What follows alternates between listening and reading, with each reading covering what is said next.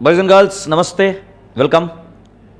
और आज हम शुरू करने जा रहे हैं एक नया टॉपिक जिसका नाम है consolidated financial statements holding company. Okay, so write down consolidated financial statement,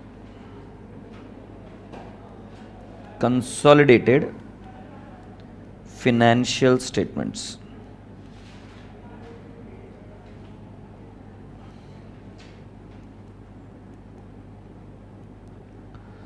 So now this topic is important. This topic is important, compulsory, almost compulsory. अब ऐसा तो बोल नहीं सकते कि compulsory, बट पहले ये टॉपिक सीए फाइनल में हुआ करता था, तो उस केस में it was a compulsory topic and इसके ऊपर क्वेश्चन आता था, मतलब आता था, और क्वेश्चन भी छोटा मोटा नहीं। अभी के लिए अगर आप इंटरमीडिएट का बैकग्राउंड देखेंगे तो 20 मार्क के लिए क्वेश्चन आ रहा है रेगुलरली, 20 मार्क्स के आसपास। सो 16 to 20 marks is what you can see the weightage of this chapter. But of course अगर कभी कभी आए तो कम मार्क्स के लिए भी आ सकता है। So it is an important topic, it is compulsory and it has got at CA final also.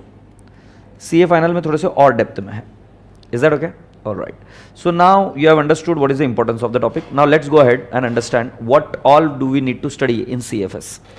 To start with the CFS you can draw this chart.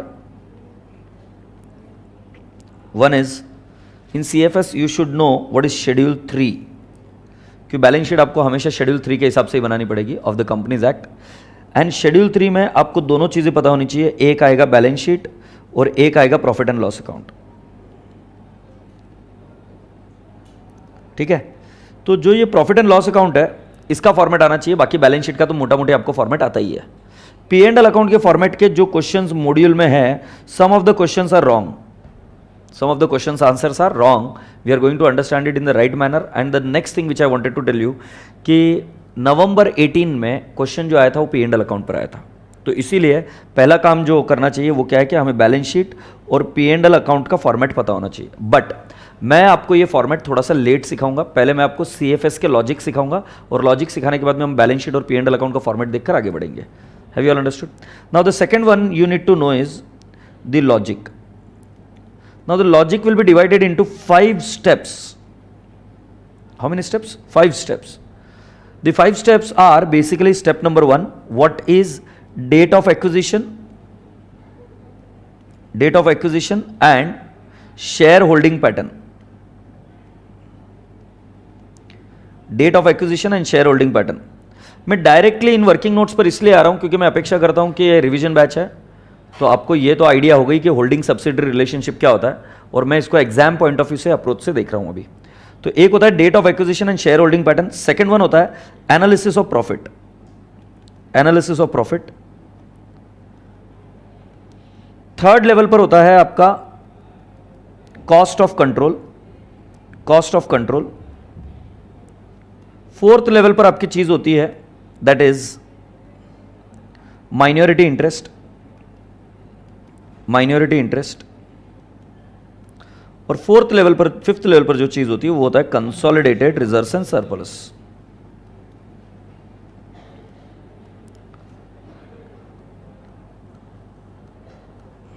इसमें से सबसे इंपॉर्टेंट स्टेप होती है ये वाली analysis of profit.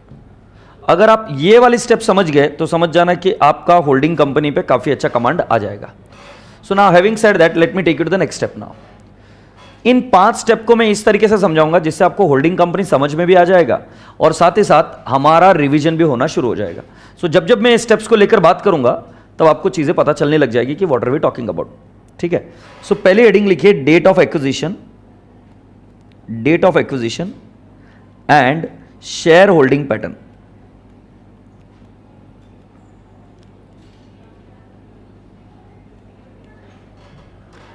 Okay, date of acquisition and share holding pattern. Now let me explain you what is this. Share holding pattern मतलब, पहले हम उससे शुरू करते हैं। शेयर होल्डिंग पैटर्न मतलब, share holding pattern, share holding pattern में यह होता है कि हम हमारी कंपनी में, जो सामने वाली कंपनी, उसमें कितने शेयर्स ओन करते हैं।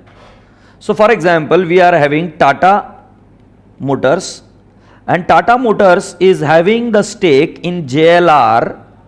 सो कितना स्टेक है जेएलआर में? जैसे आपने सुना होगा कि government has allowed 51% stake, you know, getting my point, in which कि हमारा स्टेक कितना है, हम कितने उनके शेयर्स को कंट्रोल कर रहे हैं. So if you are controlling more than the 50% of the share capital of a company, then that company is called as a subsidiary company. So JLR is what? Subsidiary. Agreed? Tata Motors is what? Holding. अब मैं आपको बताता हूं, holding company को ये नहीं बोला कि सामने वाले JLR का 100% करना है. हम बोल रहे हैं बेटा जी कि इसका 50% के ऊपर कुछ भी रहा तो आप कौन बन गए हो? Holding. So if I tell you that I am owning 75% share, though I am not sure whether it is 75% or what, but suppose अगर मैं 75% shares own कर रहा हूं of what? JLR, then JLR is what? My subsidiary. अब जरा एक example देखते हैं. बेटा जी पूरी क्लास अभी ध्यान से देखिए. इसकी बैलेंस शीट में यहां पर प्लांट एंड मशीनरी है. Let's take an example 100 crore. तो इसमें टाटा मोटर्स की ओनरशिप हुई सिर्फ 75 की. 1000 है तो टाटा मोटर्स की ओनरशिप कितनी हुई? 750. हाँ नहीं, मैं ओनर कितने परसेंट का हूं? 750 का. तो जाहिर सी बात है, सॉरी 750 मतलब 75% का. तो जाहिर सी बात है किसी भी एसेट में मेरी ओनरशिप कितनी होगी? 75%. बट सब्सटेंस ओवर फॉर्म के चलते, सब्सटेंस ओवर फॉर्म के चलते AS21 फ्रेम किया गया. सब्सटेंस ओवर फॉर्म के चलते ऐसा बोला गया कि transaction should be recorded as per the substance, content, logic, ignoring the form. तुम कंट्रोल 75% कर रहे हो कि 100%? 100%. क्योंकि किसी भी रेजोल्यूशन को पास करने के लिए तुम्हारे पास 50% के ऊपर रहा तो तुम ऑर्डिनरी रेजोल्यूशन पास करा सकते हो. 75% के ऊपर रहा तो you can pass the special resolution. मतलब किसी एंटिटी को पूरी तरीके से कंट्रोल करने के लिए 100% शेयर्स होने की जरूरत नहीं है. अब जैसे मेरे पास रिलायंस इंडस्ट्रीज के शेयर है बट मैं कुछ नहीं उखाड़ सकता उनका. बट मुकेश अंबानी भाई साहब के पास अगर 50% के ऊपर है तो पूरी की पूरी कंपनी को वही मैनेज कर रहे कि नहीं कर रहे. तो इसके लॉजिक से AS21 कहता है कि आप कंसोलिडेटेड बैलेंस शीट बनाओगे. जब इसको क्या बोला मैंने? CBS. कंसोलिडेटेड बैलेंस शीट बनाओगे तो आप प्लांट एंड मशीनरी पूरी 1000 ही खींच लोगे, जबकि आप ओनर कितने के हो? 750 के ही. और उसके अगेंस्ट में यहां पर लिखोगे माइनॉरिटी इंटरेस्ट 250.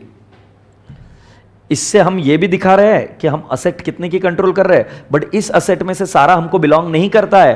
कितना बिलोंग बाहर वाले को करता है यह भी हमने इधर दिखा दिया, माइनॉरिटी इंटरेस्ट.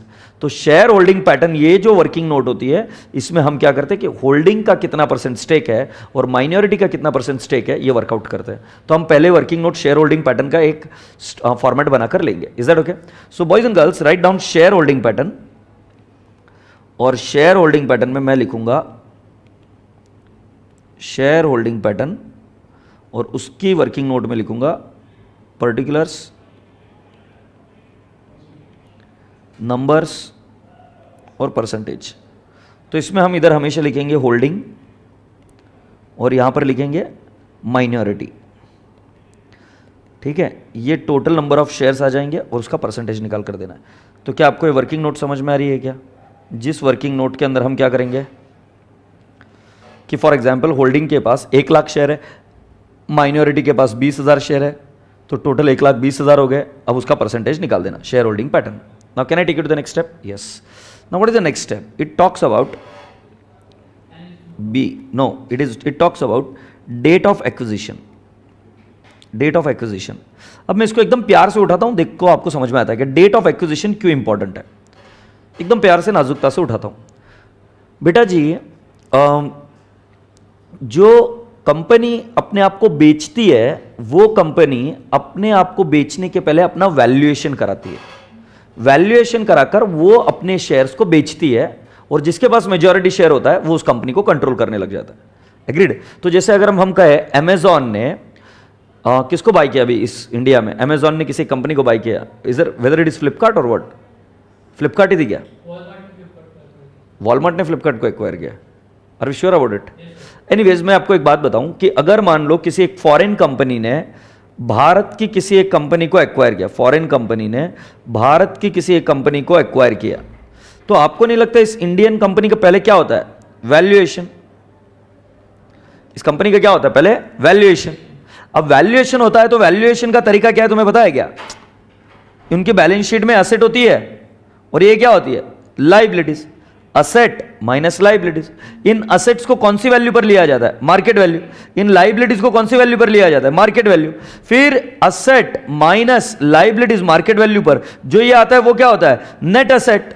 से यस और नो। इस नेट असेट को डिवाइड बाय करेंगे नंबर ऑफ शेयर से, तो आपको क्या मिल जाएगा? एक शेयर की कीमत। मेरी बात समझ आती है? मैं एक सिंपल लॉजिक बता रहा हूं, ऐसा होगा ही जरूरी नहीं। There are many multiple ways of valuing the shares, but एक मॉडल समझा रहा हूं सिर्फ आपको। असेट कौन सी वैल्यू पर? Market value. लाइबिलिटीज कौन सी वैल्यू पर? Market value. Asset minus liability market value पर, तो आपको क्या मिल गया? Net asset. अब नेट असेट मिल गया तो उसको डिवाइड बाय कर दिया नंबर ऑफ शेयर से, तो आपको क्या मिल गया? एक शेयर की वैल्यू। से यस। मैं आपको अगर एक बात पूछ रहा हूं सही से, जब मैं असेट माइनस लाइबिलिटी कर ले रहा हूं तो मैं इन सभी चीजों को एक्वायर कर रहा हूं कि नहीं कर रहा हूं? देखने का नजरिया ये भी तो है ना। Asset minus liabilities at market value means I am acquiring this net worth. Yes और no? At market value of course. बोलने का तात्पर्य है कि ये चीज हमारा प्रॉफिट नहीं है, यह हमारा इन्वेस्टमेंट है। हमने इसको आज इस लेवल पर खरीदा है। एग्रीड? तो अगर अब मैं इसको डिटेल में थोड़ा सा और डेप्थ में ले जाऊं तो आप इधर देखेंगे कि इधर क्या मिलेगा आपको? शेयर कैपिटल मिलेगा। सब्सिडरी का शेयर कैपिटल मिलेगा ना आपको। इधर और क्या देखने को मिलेगा? रिजर्व्स एंड सरप्लस देखने को मिलेंगे। अब ये जो रिजर्व्स एंड सरप्लस जिस दिन मैं एक्वायर कर रहा हूं, लेट्स टेक एन एग्जांपल 1119 को मैं एक्वायर कर रहा हूं, तो 1119 का शेयर कैपिटल और रिजर्व्स एंड सरप्लस ये हम हमारे प्रॉफिट के तौर पर नहीं देख सकते। क्यों नहीं देख सकते? क्योंकि ये मेरा क्या है? इन्वेस्टमेंट है। देखो हमारा इन्वेस्टमेंट का फॉर्मूला क्या था? Asset minus liabilities, right? Of course हम मार्केट वैल्यू पर ले रहे, तो मैं आपको बोलने का तात्पर्य कर रहा हूं कि ये मार्केट वैल्यू पर ले लूं मैं, तो बेटा ये तो मैं खरीद रहा हूं। ये रिजर्व मेरा प्रॉफिट नहीं है। This is not my profit, it's not my revenue profit. इसके लिए तो मैंने पैसे देकर उस कंपनी को खरीदा है, ये मेरा इन्वेस्टमेंट है। सर क्या बताने की कोशिश कर रहे हो? इन्वेस्टमेंट कभी चुप नहीं बैठता है। इन्वेस्टमेंट इनकम कमाता है। उसके आगे आने वाला प्रॉफिट ये मेरी इनकम है, बट जो अभी मौजूद है बैलेंस शीट में वो मेरी इनकम नहीं है। तो मुझे मेरे सब्सिडरी के रिजर्व्स को क्लासिफाई करना पड़ेगा कि भाई एक्विजिशन के पहले के कितने थे, एक्विजिशन के बाद के कितने। क्योंकि एक्विजिशन के पहले के ये मेरे इन्वेस्टमेंट का पार्ट है, बट एक्विजिशन के बाद का ये मेरे प्रॉफिट का पार्ट है, क्योंकि वो मैं कमा रहा हूं और एक मेरे एक्विजिशन का पार्ट है। तो इस वजह से डेट ऑफ एक्विजिशन बहुत इंपॉर्टेंट होती है। डेट ऑफ एक्विजिशन वो डेट होती है जिस दिन आप एंटिटी पर शेयर्स एक्वायर करते हो इन कंट्रोलिंग नंबर्स। जिससे आप 50% के ऊपर जिस दिन आप एक्वायर कर लेते हो, उस दिन आप उस कंपनी पर क्या करने लगते हो? कंट्रोल करने लगते हो। यस और no? So can I not say the second working note, इसका ए पार्ट हुआ, बी पार्ट हुआ, क्या है? Date of acquisition. Now why do you have a date of acquisition? क्योंकि इसके पहले का प्रॉफिट क्या होता है? Pre acquisition. इसके बाद का प्रॉफिट क्या होता है? Post acquisition. Do you all appreciate this? Can I take it the next step now? Now the second step is, now this is working note number 2। अभी तक मैंने दो चीजें समझाई आपको। कौन सा? शेयर होल्डिंग पैटर्न और डेट ऑफ एक्विजिशन। अब मैं आपको पढ़ा रहा हूं एनालिसिस ऑफ प्रॉफिट। सभी लोग लिखिए analysis of profit. Analysis of profit.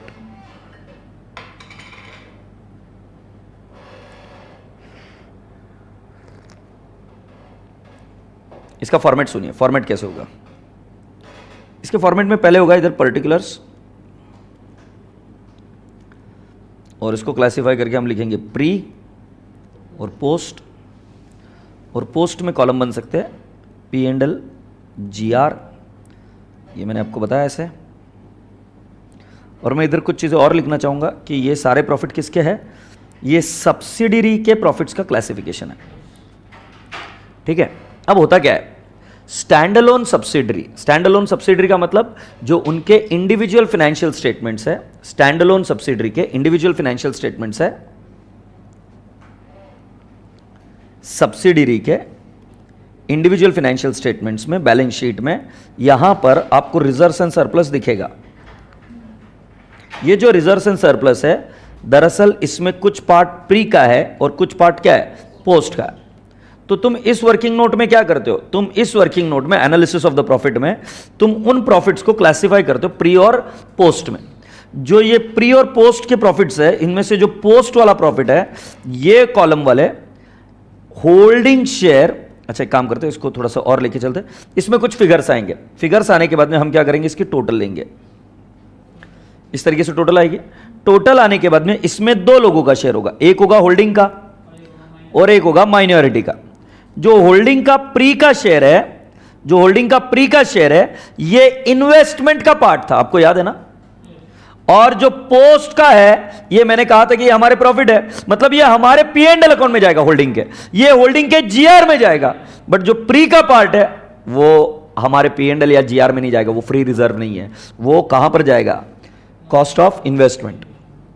ये किसकी बात चल रही है, अरे यार ये किसकी बात चल रही है, होल्डिंग के शेयर की। और जो माइनॉरिटी का है वो कहां जाएगा, माइनॉरिटी में। ये तीनों जो है ये कहां चले जाएंगे, माइनॉरिटी। ये कहां जाएगा, सीओसी। सीओसी मतलब नोट नंबर 3। और ये माइनॉरिटी कहां जाएगा, नोट नंबर 4। और ये वाले जो दो पोर्शन है ये कहां पे जाएगा, note number 5, consolidated reserves and surplus. क्या हम वापस एक बार चर्चा करें कैसा कॉलम बनता है। देखो, पर्टिकुलर्स, प्री, पोस्ट। पोस्ट में जितने भी टाइप है उतने सब टाइप बनेंगे। और उसके बाद में ये प्रॉफिट किसके होते हैं, सब्सिडरी के। आपको इनको दो हिस्सों में क्लासीफाई करने होते हैं। क्लासीफाई कैसे करना मैं सिखाऊंगा समय समय पर। फिर इनकी जो टोटल्स आएगी उसमें होल्डिंग का शेयर जो प्री का होता है वो जाता है सीओसी, नोट नंबर 3। जो माइनॉरिटी का स्टेक है वो जाता है नोट नंबर 4, माइनॉरिटी इंटरेस्ट। और जो जीआर और पी एंड एल अकाउंट का शेयर है, it will go and hit the consolidated reserves and surplus. I hope you have got my point. Having said that, now we are there on the last part of the story. And what is that?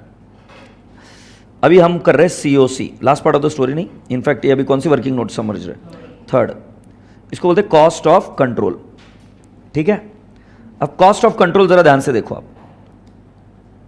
Cost of control का formula है cost of acquisition. It is nothing but बेटा जी investment. ये investment है ना, इस investment में से आप पहले लेस करोगे प्री एक्विजिशन डिविडेंड। इसमें से आप पहले लेस करोगे प्री एक्विजिशन डिविडेंड, और ये आएगा net cost of acquisition, net cost of acquisition. Okay, फिर मैं क्या करूंगा, less net assets represented bye, मतलब जब हमने बाय किया था तब नेट असेट रिप्रेजेंटेड बाय क्या क्या आएगा, शेयर कैपिटल, शेयर कैपिटल और pre acquisition reserves. Share capital और क्या, प्री एक्विजिशन रिजर्व्स। जो फिगर पॉजिटिव आया तो गुडविल, जो फिगर नेगेटिव आया तो सीआर। अब इस लाइन को समझ ही लेते हैं ना कि क्या हो रहा है। सपोज मैंने किसी कंपनी को एक्वायर किया, मैंने किसी कंपनी को एक्वायर किया 10,000 रुपए में। ठीक है, मान लेते प्री एक्विजिशन डिविडेंड नहीं तो मेरा एक्विजिशन कितना हो गया, 10,000। उस 10,000 के बदले में मुझे उसकी ओनरशिप मिल रही है। ओनरशिप में मैंने उनके शेयर कैपिटल को एक्वायर किया 6,000 रुपए में, और उनके प्री एक्विजिशन मतलब एक्वायर करते समय के रिजर्व्स कितने थे। तो तुम बोलोगे सर मगर वो तो बुक वैल्यू पर है, बट आपने तो हमको सिखाया asset minus liability market value पर लो। मैं आज भी उसी चीज पर कायम हूं, asset minus liability market value पर लो। इसका मतलब असेट्स और लाइबिलिटीज को आप रीवैल्यू कर सकते हो ना। तो जो रिजर्व्स एंड सरप्लस आएगा उसमें रीवैल्यूएशन रिजर्व भी आएगा आगे के बेसिक प्रॉब्लम्स में।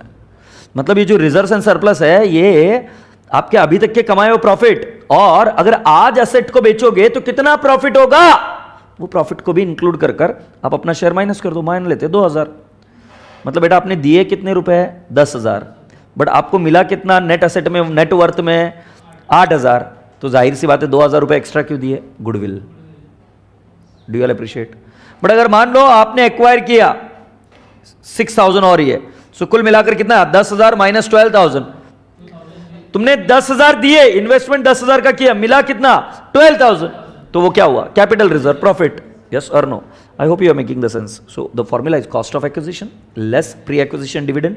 फिर जो फिगर आएगा उसमें से आप लेस करते हो net asset represented by, line को समझो, net asset represented by share capital और रिजर्व्स एंड सरप्लस। वो बैलेंस शीट इमेजिन करो, मैंने कहा था asset minus liability eight market value will give you what, net asset. वही नेट असेट हम यहां पर लेस कर रहे हैं। Do you all appreciate. तो फॉर्मूला याद रहेगा, क्या फॉर्मूला है? Cost of acquisition less pre acquisition dividend, that will give you net cost of acquisition. From therein you have to subtract net asset represented by share capital and pre-acquisition reserves and surplus, and that will lead to goodwill. If it is positive, if it is negative, it will be what? CR. Done? All right. So after that, you have got what? Fourth step, which is called as minority interest. Minority interest. Do you all appreciate? अब minority interest में बेटा जी हमारा आएगा share capital. जो हमारा share नहीं है वो शेयर कैपिटल माइनॉरिटी को बिलोंग करता है. फिर प्री एक्विजिशन रिजर्व, एग्रीड. फिर क्या लेंगे? Post acquisition reserve. Post acquisition reserve में हम लेंगे P&L और GR से S, और ये सब चीज़ों की टोटल हमारा क्या बन जाएगा?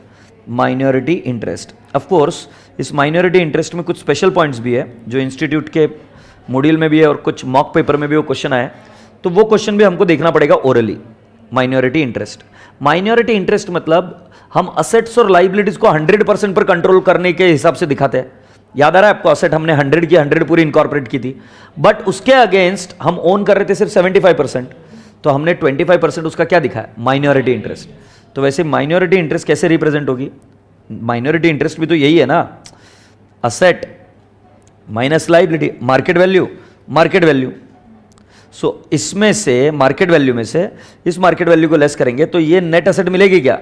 इसमें से एक बिलोंग करती है होल्डिंग को और एक बिलोंग करती है आउटसाइडर को, माइनॉरिटी. तो हम सिर्फ माइनॉरिटी इंटरेस्ट वाला पोर्शन अलग से दिखाएंगे. से यस और no? Are you getting my point? तो वो दिखाने का तरीका है कि share capital, pre acquisition reserve, post acquisition reserve. Sir revaluation जो होंगे एसेट्स के वो प्री एक्विजिशन में they will be taken care of. तुम बस पॉइंट लिख के रखो जो तुमको मार्केट वैल्यू कैसे इसमें इंपैक्ट आएगा. मैं आपको प्रूव करके दिखाऊंगा कि मार्केट वैल्यू का भी इंपैक्ट आएगा. कुछ क्वेरीज रखो तुम्हारे दिमाग में, मैं तुमको याद करके दिखाऊंगा कि देखो तुमको जो लग रहा है ना कि बुक वैल्यू पर होगा, तो बुक वैल्यू पर नहीं आएगा, ये किस पर ही आएगा? मार्केट वैल्यू पर. ठीक है, ये एडिशन करने के बाद माइनॉरिटी इंटरेस्ट. और पांचवा पॉइंट होता है consolidated reserves and surplus. Consolidated reserves and surplus. ना मैंने इसे कंसोलिडेटेड रिजर्व्स एंड सरप्लस, इसका मीनिंग क्या है? ये होल्डिंग के एंगल से बनता है. होल्डिंग क्या कहती है कि मेरा P&L अकाउंट का बैलेंस कितना है, मेरा GR का बैलेंस कितना है, तो उसमें हम क्या ले लेंगे? ओपनिंग बैलेंस, है ना. इस ओपनिंग बैलेंस में हम क्या लिखेंगे? Share in subsidiaries reserves. अब सब्सिडरी के रिजर्व कहां पे है? नोट नंबर 2 में जो आपका पोस्ट एक्विजिशन प्रॉफिट था, उस पोस्ट एक्विजिशन प्रॉफिट में किसका शेयर था? होल्डिंग का शेयर. वो सारे लेने पड़ेंगे. डू यू ऑल अप्रिशिएट और नॉट? तो वो सारी चीजें ओपनिंग बैलेंस और उसके बाद ये सब चीजें जो हम इसमें ऐड करेंगे और आपको क्या मिल जाएगा? Consolidated reserves and surplus. Yes और no? You get consolidated reserves and surplus. अब एक बार काम करते हैं, उस वर्किंग नोट पर आ जाते हैं जो हमने प्री एक्विजिशन किया था. ये देखो, इसमें मैंने बताया था कि प्री एक्विजिशन प्रॉफिट, अब मैं येलो कलर पेन यूज कर रहा हूं. प्री एक्विजिशन ये है, इसमें ये होल्डिंग का शेयर था, ये मैंने कहा था कि नोट नंबर 3 COC में जाएगा. इसके जो नीचे के सारे पोर्शन है ये कहां जाएगा? हमने बात हुई थी, ये कहां जाएगा? माइनॉरिटी इंटरेस्ट में जाएगा, नोट नंबर 4 में. और जो ऊपर का पोर्शन है पोस्ट का, जो होल्डिंग का शेयर है, वो नोट नंबर 5 में जाएगा, कंसोलिडेटेड P&L अकाउंट. इसलिए मैंने कहा था कि ये वर्किंग नोट सबसे इंपॉर्टेंट है. हैप्पी? इतना सब माया जाल बोलने के बाद में अब मैं आपको बोलने जा रहा हूं कि what is consolidated financial statement. Consolidated financial statement is nothing but I will combine the financials of 2 entities. Well, ask me why are we combining it? Because I am controlling that entity.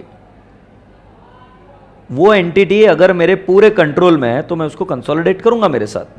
जैसे एक branch account में आपने group 1 में पढ़ा होगा कि अगर आप ब्रांच को कंट्रोल करते हो, मतलब ब्रांच को ऑफ कोर्स आप कंट्रोल करते हो, तो उसके प्रॉफिट्स को आप HO के प्रॉफिट में ऐड कर कर दिखाते थे. यस और नो? सेम लॉजिक से अगर मैं सब्सिडरी को कंट्रोल करता हूं तो मैं सब्सिडरी के प्रॉफिट्स को मेरे अंदर या सब्सिडरी के एसेट्स को मेरे अंदर कंसोलिडेट कर कर दिखाऊंगा. Do you all appreciate this? So with this simple rationale and logic, you're all requested to come down to the question number 1. And whatever questions right now I am taking with you, all these questions are basic question. तो लिख कर ले लीजिए, exam में जाने के पहले आप कैसे पढ़ाई करेंगे. So I have divided your revision batch session. So I'll be taking basic questions. basic questions 1 to 5. Now this 1 to 5 questions will clear majority of your logics. Majority, I am not saying all, but majority of your logics will be cleared by basic question. But इस question में मैं कहीं पर भी schedule 3 follow नहीं करूंगा और ना ही मैं शेड्यूल 3 का P and L account follow करूंगा. I will not follow any of this. क्यों? क्योंकि मेरा आज काम रहेगा कि मैं आपके बेसिक्स पक्के करा दूं. एक बार बेसिक पक्के हो जाएंगे और हमें पता चल जाएगा कि फिगर्स कहां से कैसे जाना है, तो फिर प्रेजेंटेशन इश्यूज पर हम काम कर सकते हैं by drawing the correct balance sheet and correct P and L account. तो उसको करने के लिए बेसिक क्वेश्चन के बाद में हमने कुछ मॉक पेपर लिए हैं और कुछ आरटीपीज के क्वेश्चन लिए हैं और कुछ क्वेश्चन पेपर्स के एक्चुअल क्वेश्चंस लिए. In fact we will be covering most of them. So having said that, इस रिवीजन बैच में क्वेश्चन कम कवर नहीं होंगे, क्वेश्चन उतने के उतने ही कवर होंगे. बट जो मैं रेगुलर लेक्चर में आने के लिए I would take around 2 to 3 days, वो मैंने अभी कवर कर लिया. जैसे एक लेक्चर का पूरा session I have tried and covered it up in last 25-30 minutes और सो. और अब मैं अगले 5 क्वेश्चन आपके साथ कवर करने वाला हूं इन नेक्स्ट 1.5 hour और मे बी 2 hours. ध्यान रहे थोड़ा सा फास्ट होगा, बट आपको सिर्फ फोकस करना है किसके ऊपर, कि कैसे कहां से कौन सा फिगर मूव हो रहा है. इससे क्या हो जाएगा, 5 क्वेश्चन एक साथ होने के बाद में आपका कंफर्ट लेवल अच्छा हो जाएगा होल्डिंग कंपनी में. फिर रहेगा उसका प्रेजेंटेशन, कैसे क्या दिखाना है, करना है. एग्रीड? तो प्रेजेंटेशन को हम हैंडल कर लेंगे. बट शुरुआत में लॉजिक्स के ऊपर जब आप काम कर रहे हो तो थोड़ा सा चीज़ आगे पीछे हो तो लोड मत लेना. कौन से चीज़ आगे पीछे हो? प्रेजेंटेशन आपका लिखने का अच्छे से नहीं हो रहा है, इट्स ओके. हमारा पर्पस अभी सिर्फ लॉजिक समझना है. तो आपका अगर स्पीड मैच ना हो, थोड़ा सा आगे पीछे हो, उसके ऊपर फोकस मत करना. तो जब मैं आपको पढ़ रहा हूँगा या मैं आपको देख रहा हूँगा तो मैं ये नहीं देख रहा हूँगा कि आप लिख पाए कि नहीं लिख पाए. मैं यही सिर्फ समझ पाने की कोशिश करूँगा कि आप समझ पाए कि नहीं समझ पाए. क्योंकि एग्जाम के पहले अब मैं ज़्यादा देर आपको बिठा कर रखना नहीं चाहता. Do you all understand? All right. So with this, let's start with question number 1. These are the basic question. Basic question 1.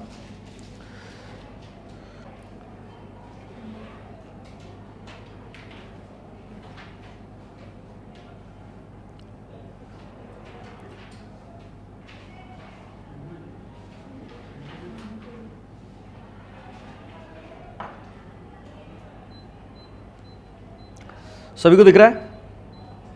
So can we start with question number 1. Are you able to see? अच्छा, इसमें कुछ question के answers मैंने साथ में print करा दिए. तो मुझे करना क्या होगा, इधर कौन सा फिगर कैसे डिराइव हुआ है वो समझा दूंगा, तो आप बाकी की चीजें कर पाएंगे. Is that okay? Alright. So here we go. Holding में मेरा लॉजिक वापस में समझा दूं. सिंपल है, मुझे maximum number of questions cover करने in minimum number of time.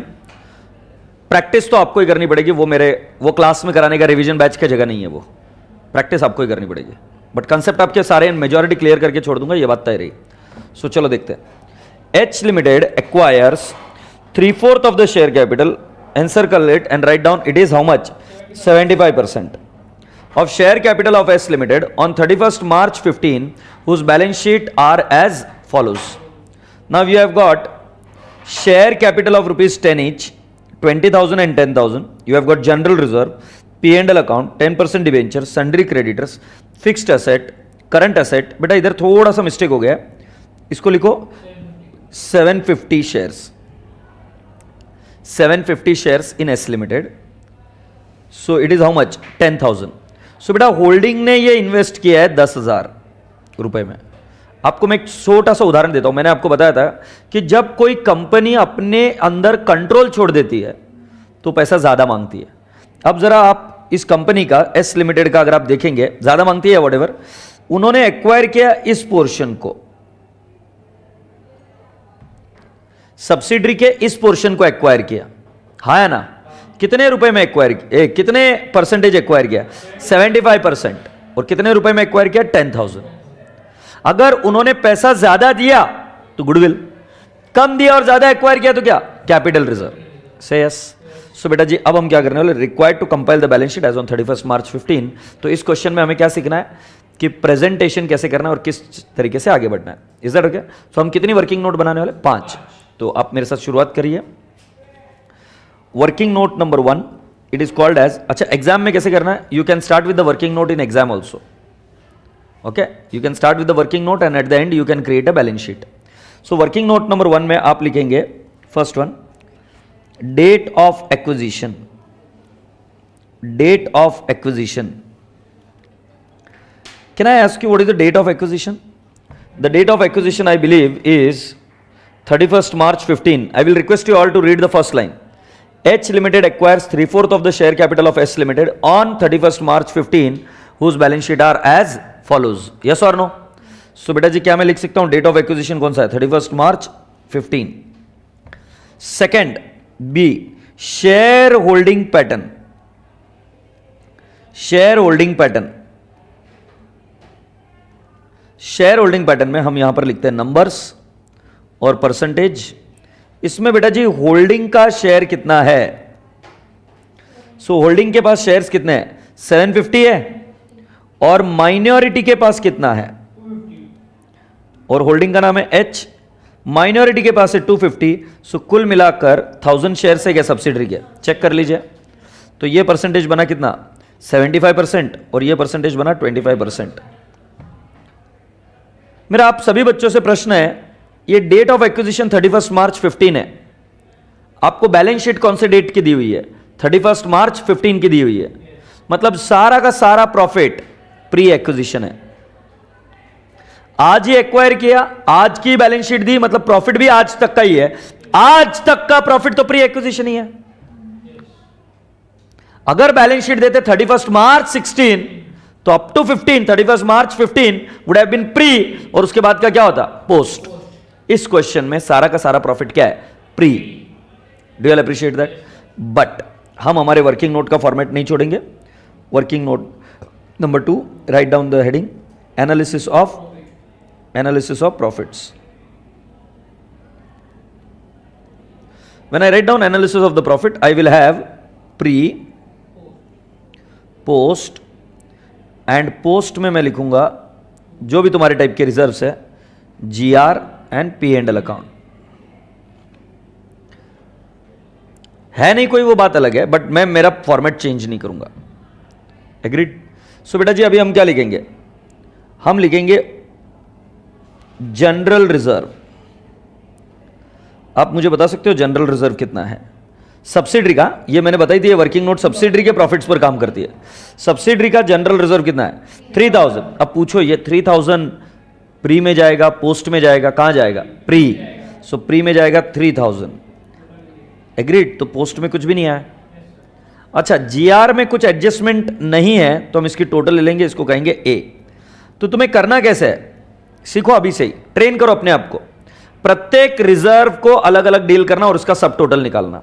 जैसे इधर आएगा जीआर, इधर आएगा P&L अकाउंट, इधर आएगा रिवैल्यूएशन रिजर्व, राइट, सिक्योरिटीज, अलग अलग टाइप के रिजर्व्स के लिए वर्किंग इधर करेंगे. एग्रीड? और ये 3000 इधर आया, टोटल 3000. अच्छा सुन लीजिए, इधर पोस्ट में कॉलम कब आएगा? पोस्ट में मल्टीपल कॉलम कब आएंगे? जब पोस्ट में जीआर और P&L अकाउंट का कोई भी आइटम है तो मल्टीपल कॉलम उसके हिसाब से आता है. प्री में कोई भी मल्टीपल कॉलम नहीं आता है. इधर जो लिखना शुरू करते हैं ये क्या होता है? सब्सिडरी की बैलेंस शीट में जितने भी आइटम है, जीआर, P&L अकाउंट, उन सभी का ब्यौरा देना पड़ेगा कि वो प्रॉफिट कौन से एरिया को या एरा को बिलोंग करता है, प्री या पोस्ट. Do you appreciate? अच्छा, जीआर के बाद हम नेक्स्ट लिखेंगे profit and loss account. Do you appreciate?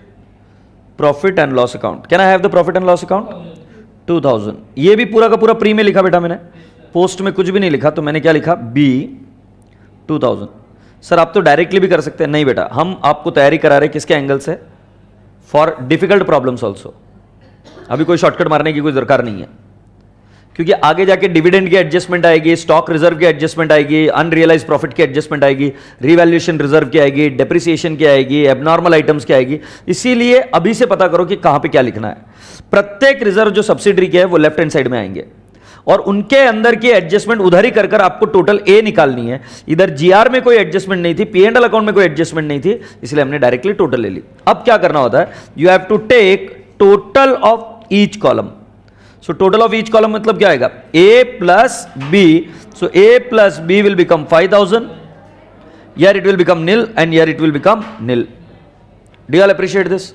Now once you have got this, what are you going to do?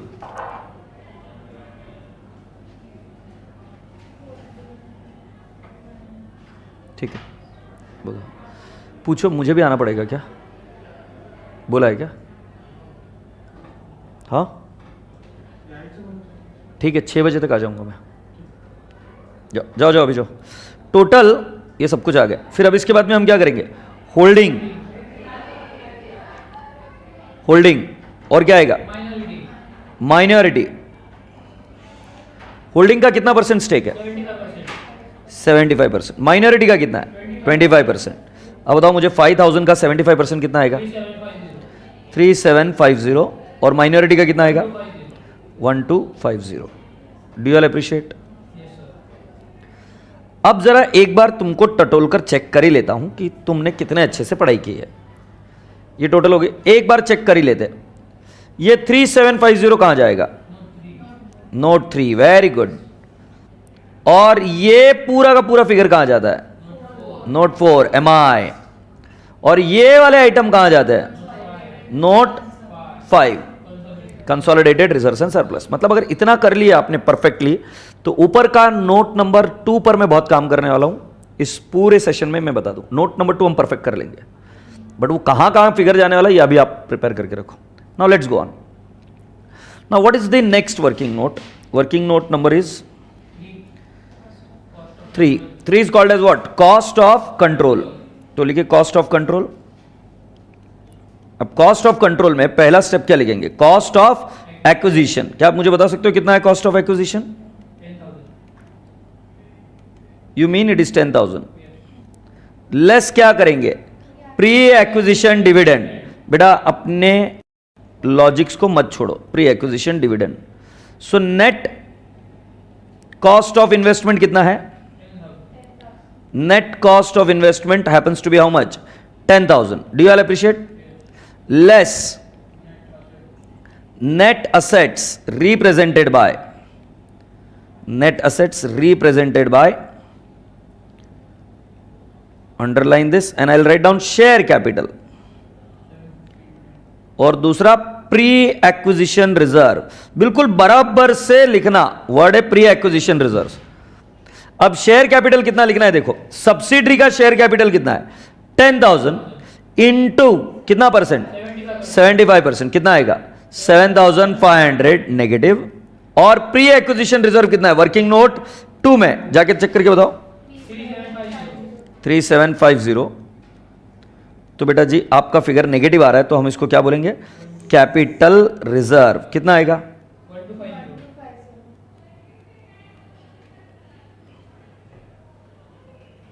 मैं आप सभी बच्चों से एक रिक्वेस्ट करना चाहूंगा, प्लीज मेरी बात ध्यान से सुनिए। ये जो वर्किंग नोट है एनालिसिस ऑफ प्रॉफिट, ये 100% प्रॉफिट पर गेम खेलती है। देख लीजिए हमने सब्सिडरी के प्रॉफिट पूरे लिए 3000, 2000, 100%। इसके आगे के सारे वर्किंग नोट नंबर 3, 4, 5, ये 100% पर गेम नहीं खेलती। ये सिर्फ होल्डिंग के शेयर पर गेम खेलती है या माइनॉरिटी के शेयर पर गेम खेलती है। ऐसा जैसे अभी हमने प्रॉफिट कितने उठाए? पूरे 3000 उठाए कि नहीं उठाए? तो पता है बच्चा मिस्टेक क्या करके आता है? उसको पूरा फॉर्मेट याद होता है, बट वो 10,000 का 75% नहीं करता, गड़बड़ हो जाती। अब जैसे मैंने 10,000 एक्वायर किए, तो मैंने पूरे तो शेयर एक्वायर नहीं किए। कितने एक्वायर किए? 75%। तो कॉस्ट ऑफ एक्विजिशन 75% की है, उसमें से लेस भी होगा शेयर कैपिटल 75%। और प्री एक्विजिशन रिजर्व भी अगर आप देखेंगे वर्किंग नोट नंबर 2 में, तो वो कितना है? हमारा ही शेयर है ना, है ना। सो मतलब ये सारी वर्किंग नोट इसके आगे की प्रोपोर्शनेट शेयर पर काम करेगी, not on 100%। Do you all appreciate? Okay, after working note number 3 you are all expected to do working note number 4. What will go in working note number 4? Minority interest. Now how much do you take minority interest? Minority interest कितना लेंगे? तो पहले हम लिखेंगे share capital. Share capital किसका? Minority का share capital. तो share capital minority का कितना होगा? 10,000 इंटू 25% कितना आ जाएगा? 2,500। फिर हम उसमें ऐड करेंगे प्री एक्विजिशन रिजर्व्स। जरा देख के बताओ तो प्री एक्विजिशन रिजर्व कितना है?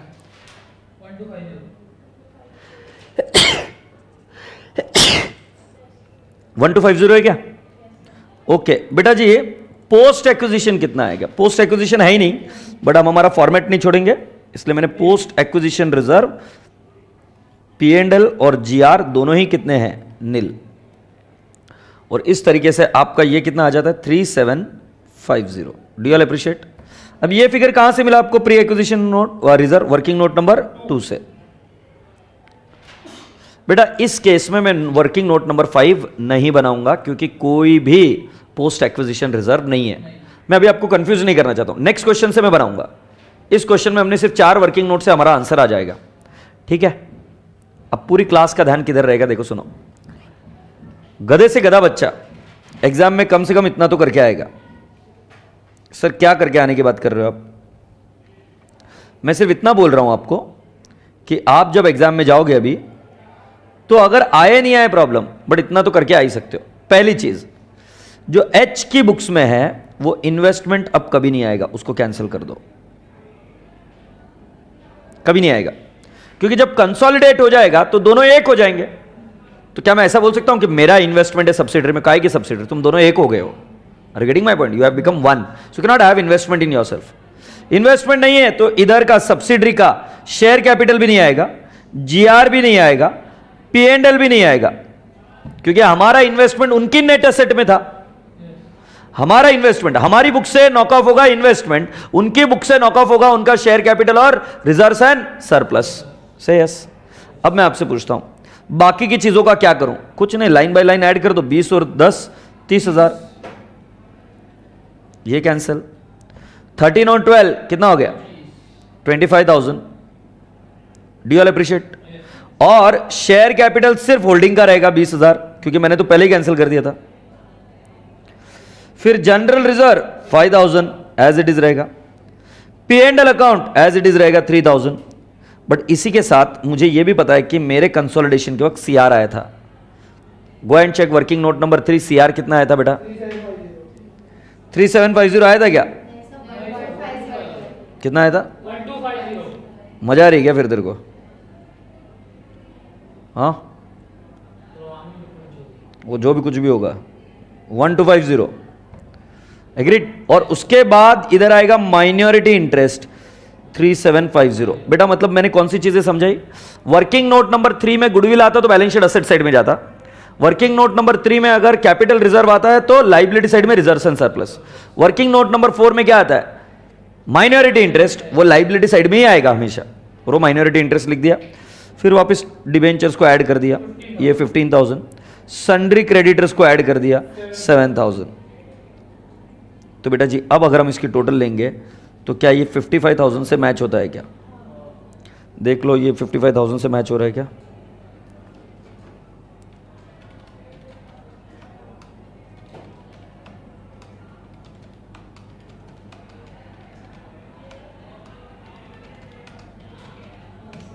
$55,000 पर मैच हो गया। बेटा अगर आप देखोगे तो मैंने एकदम सिस्टमेटिकली आपको बताया कि पहले क्या क्या चीजें उड़ाओगे। इन्वेस्टमेंट को उड़ाओगे, उनके सब्सिडरी के शेयर कैपिटल और रिजर्व्स एंड सरप्लस को उड़ाओगे। सभी चीजों को लाइन बाय लाइन ऐड किया मैंने। देखो इसको लाइन बाय लाइन ऐड किया, इसको लाइन बाय लाइन ऐड किया, जिसको ऐसा सीधा क्रॉस किया है। Share capital as it is है, इसका इधर कुछ है नहीं तो इसको ऐड किया, इसको ऐड किया, कुछ है नहीं तो जो स्क्रैच कर दिया वो पहले ही कर दिया था। और फिर 10 और 5 15,000, 5 और 2 7,000। मतलब कुछ चीजों को उड़ाना है, कुछ चीजों को ऐड करना है, और कुछ चीजों को लेना है वर्किंग नोट नंबर 3 और वर्किंग नोट नंबर 4, और अगले क्वेश्चन से हम लेंगे वर्किंग नोट नंबर 5 से भी। मेरी बात समझ आती है आपको? तो इन्वेस्टमेंट को उड़ाओ in the books of holding, share capital को उड़ाओ in the books of subsidiary, reserves and surplus को उड़ाओ in the books of subsidiary. सभी आइटम्स को लाइन बाय लाइन ऐड कर दो। वर्किंग नोट नंबर 3 में जाके देखो कैपिटल रिजर्व है कि गुडविल है। कैपिटल रिजर्व है तो लाइबिलिटी साइड में रिजर्व्स एंड सरप्लस, अगर पॉजिटिव फिगर है गुडविल है तो balance sheet asset side. Say yes और no. And then my dear friend you have to simply take up the what I can say total, और आपकी balance sheet tally हो जानी चाहिए। Say yes. So this was question number 1 which was a basic question which we did. Now is the time, without resting, we should come down to the question number 2, and here it goes. What does question number 2 says you?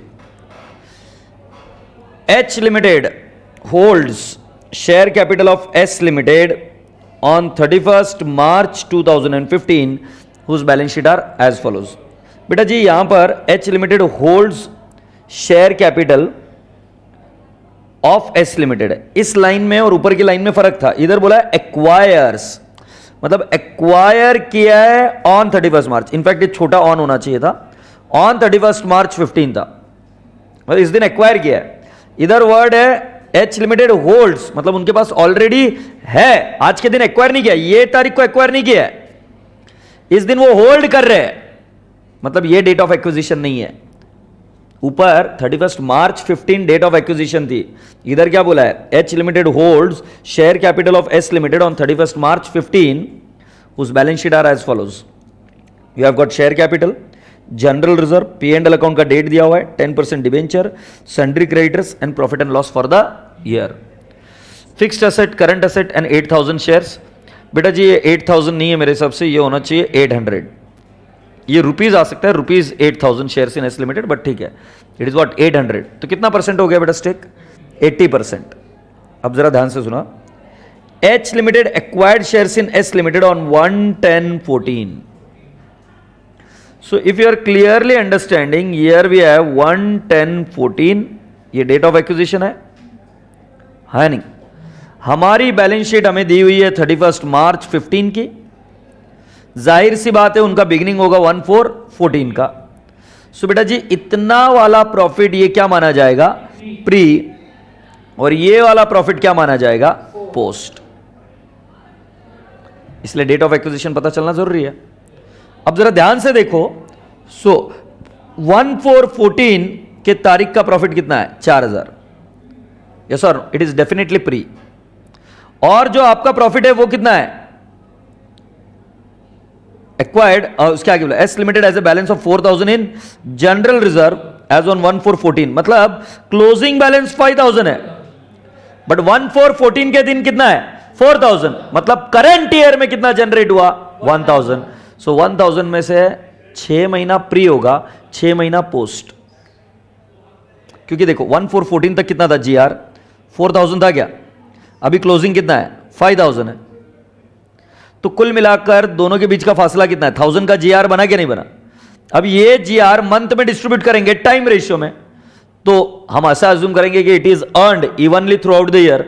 So for first 6 months means April, May, June, July, August, September. For first 6 months it will be what? Pre 500, and for next 6 months it would be post 500. Do you all appreciate this? Yes. आगे बढ़ते हैं, आगे क्या बोला है, on account of fire costing 2000 of rupees, costing rupees 2000 of S Limited were damaged in June 2014. The loss has been charged to P&L account during the year. Loss कितने रुपए का हुआ 2000, कौन से महीने में हुआ, जून। आप मुझे बताइए क्या ये P&L अकाउंट का बैलेंस 6000 है क्या फॉर द ईयर, मतलब चालू वर्ष में आपको प्रॉफिट कितना हुआ 6000, बट आप जरा सोचो क्या कुछ लॉस बाय फायर हुआ था क्या, हाँ या ना, लॉस बाय फायर हुआ था कि नहीं हुआ था, कितने रुपए का हुआ था 2000, और क्या वो ऑलरेडी 6000 में एडजस्ट हो चुका है, कैसे पता, बैलेंस शीट दी हुई है भाई, तो P&L अकाउंट में लॉस ऑलरेडी एडजस्ट होके ही आया होगा ना बैलेंस शीट में, तो 6000 में ऑलरेडी एडजस्ट हो गया है, तो जाहिर सी बात है लॉस कितना होगा, प्रॉफिट कितना होना चाहिए था अगर लॉस नहीं होता तो 8000, 6000 प्लस 2000। अब मैं पूछता हूं इनको अगर मैं टाइम रेशियो में बांटेंगे 8000 को, तो प्री में जाएगा 4000 और पोस्ट में कितना जाएगा 4000, यस और नो। देखो मैं क्या कर रहा हूं, मैंने कहा कि हमारा प्रॉफिट 6000 है, बट 6000 में तो भाई 2000 ऑलरेडी लेस कर दिए थे, तो हमने 2000 ऐड किए, तो हमारा प्रॉफिट कितना होना चाहिए था 8000। अगर कोई एबनॉर्मल आइटम नहीं होता, अगर कोई एबनॉर्मल आइटम नहीं होता तो हमारा प्रॉफिट कितना होता 8000।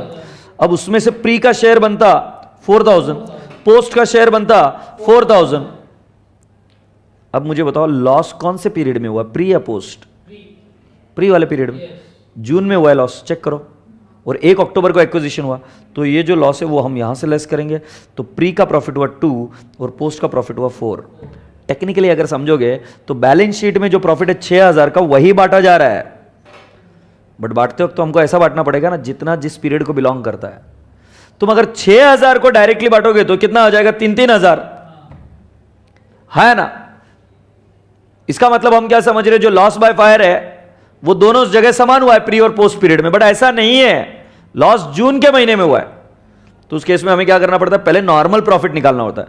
नॉर्मल प्रॉफिट को टाइम रेशियो में बांटना होता है। टाइम रेशियो में बांटने के बाद में जिस पीरियड को वो एबनॉर्मल लॉस बिलोंग करता है उस पीरियड में से उसको एडजस्ट कर लेना। तो क्वेश्चन नंबर 2 बेसिक में आप क्या सीख रहे हो, एक इन बिटवीन द ईयर एक्विजिशन, दूसरी चीज आप क्या सीख रहे हो, एबनॉर्मल आइटम का ट्रीटमेंट क्या करते हैं। एग्रीड, आगे बढ़ते हैं। The loss has been charge to P&L account, required to prepare consolidated balance sheet, required to compile consolidated balance sheet on 31st March 15. So question number 2 में I would like to repeat, in between the year acquisition है। Second चीज आपको समझनी पड़ेगी इस case में क्या, कि आपका एबनॉर्मल आइटम है और एबनॉर्मल आइटम को आप किस तरीके से ट्रीट करते हो। Do you all appreciate this? Alright, so with this boys and girls, girls and boys, I will write down note number 1. What is that? Date of acquisition, date of acquisition. 11014. So you write down 11014, yes or no? Then I write down shareholding pattern.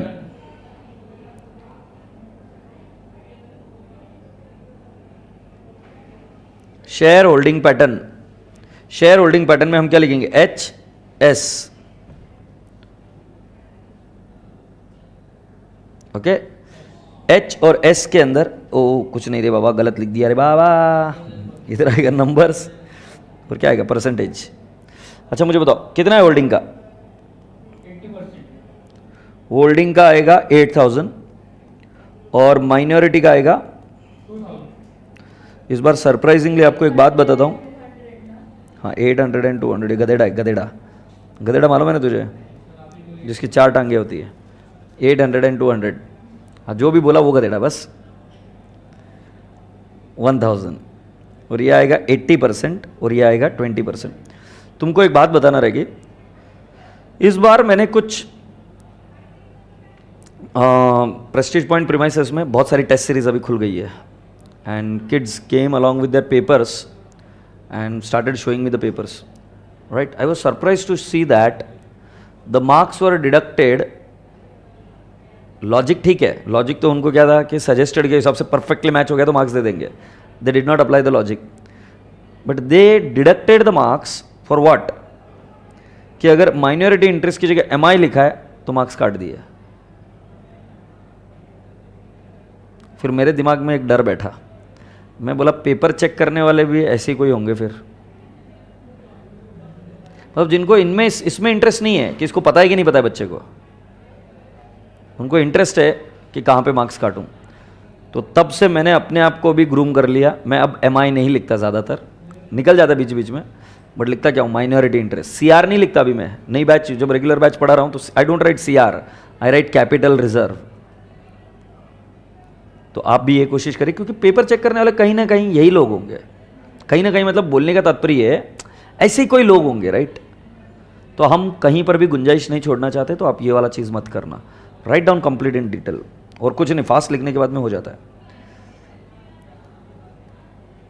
अब हम second working note बनाते हैं, उसका नाम है analysis of profit, ठीक है। Analysis of profit जब आप बनाएंगे तब उसमें कॉलम बनेंगे आपका प्री और पोस्ट। पोस्ट में आपके कॉलम बनेंगे 2, पहले वाले कॉलम का नाम है GR, GR क्या देखो, GR और P&L अकाउंट। मैं आप सभी लोगों से रिक्वेस्ट करूंगा कि एक बार आप समझ लीजिए, देख लीजिए, उसके बाद में आप लिख लेना, क्वेरी हो तो पूछ लेना इस केस में, ठीक है। सो एवरीवन्स अटेंशन हियर, पहले मैं लिखूंगा A जनरल रिजर्व, ठीक है। जनरल रिजर्व का ओपनिंग बैलेंस कितना है, बशी घ्यायचं गावभर फिरायचं, 4000, okay.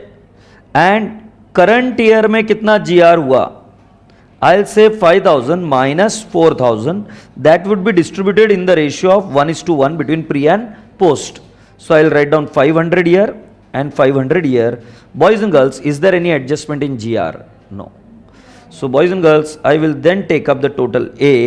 It turns out to 4500 and what? 500. I hope you're getting my point. Then I shall write down B, profit and loss. Profit and loss, profit and loss में मैं लिखूंगा ओपनिंग बैलेंस कितना है, जो 1414 का दिया हुआ है, 1414 का जो बैलेंस दिया हुआ है वो कितना है, 4000, हाँ या नहीं? फिर मैं क्या लिखूंगा? Current year profit inner column में मैं लिखूंगा 6000 और उसमें करूंगा ऐड एबनॉर्मल आइटम, ठीक है, 2000, that is loss by fire, तो कितना आ जाएगा? 8000. And I will say in the ratio of what? 1:1. तो मैंने 8000 लिखा, फिर मैंने बोला कि प्री में जाएगा 4000 और पोस्ट में जाएगा 4000. ध्यान रहे मैं जीआर में कुछ नहीं लिख रहा हूं.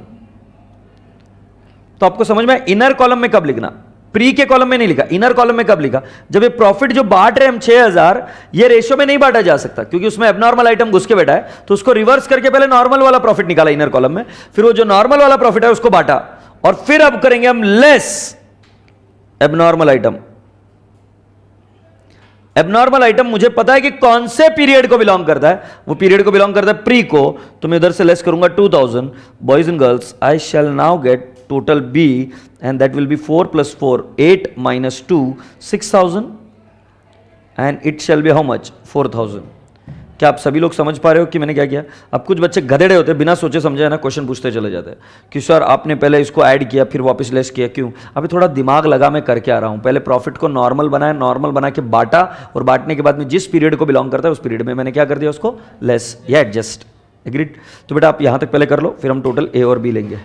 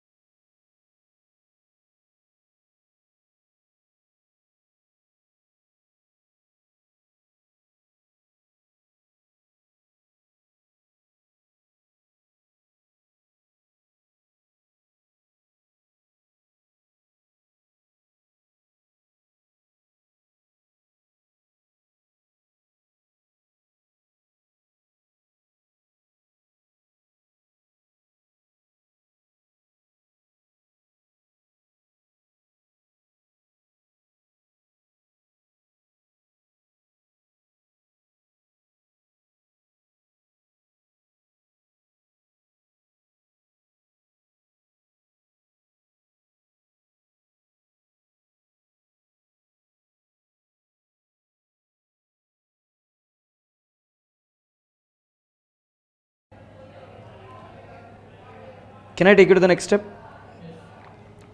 नाउ? अच्छा ये हुआ क्या बेटा? थोड़ा फास्ट लिखो बेटा, मैंने तुमको बताया ना हमको हमारे लॉजिक्स पर फोकस करना, थोड़ा फास्ट लिखो.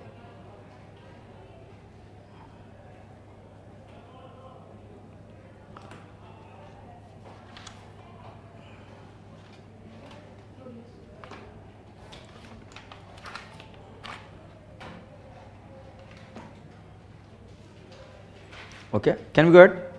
Now take total A and B. Take total A plus B.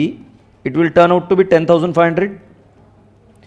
देखो कहां पर लाइन ड्रॉ की, समझ में आना चाहिए, नहीं तो आप कोई भी टोटल उठा लोगे. कहां पर ए बी लिखना है, ये फॉर्मेट समझ में आने को ना. 4,500 प्लस 6,000, यहां पर कितना आएगा? 500. यहां पर कितना आएगा? 4,000.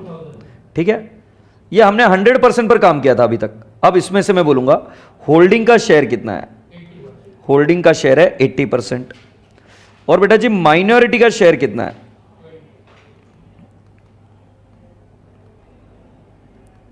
माइनॉरिटी इंटरेस्ट का शेयर कितना है? 20%. सो बेटा जी मुझे बताओ 10,500 इंटू 80% कितना आएगा? You are absolutely right, 8,400. और माइनॉरिटी का कितना है? 10,500 इंटू 0.2% कितना आएगा? 2,100. और फिर ये कितना आएगा? 400. और ये कितना आएगा? 100. और ये आएगा 3,200. और ये कितना आएगा? 800. Do you all appreciate? मैं अगर आपसे सही से पूछ रहा हूं तो ये वाला शेयर कहां पे जाएगा? नोट 4. Very good. ये वाला शेयर कहां जाएगा? प्री का, सिंगल कॉलम का फर्स्ट, COC. और ये वाला शेयर कहां जाएगा? Note number 5, consolidated reserves and surplus. Note number 5 में इस बार पढ़ाऊंगा, बाकी की चीजें हमने की थी. एग्रीड? तो चलिए अभी मेरे साथ अब वापस करेंगे नोट नंबर 3. इसका नाम है cost of control. Cost of control. Cost of control में आप फर्स्ट चीज क्या लिखेंगे? Cost of acquisition.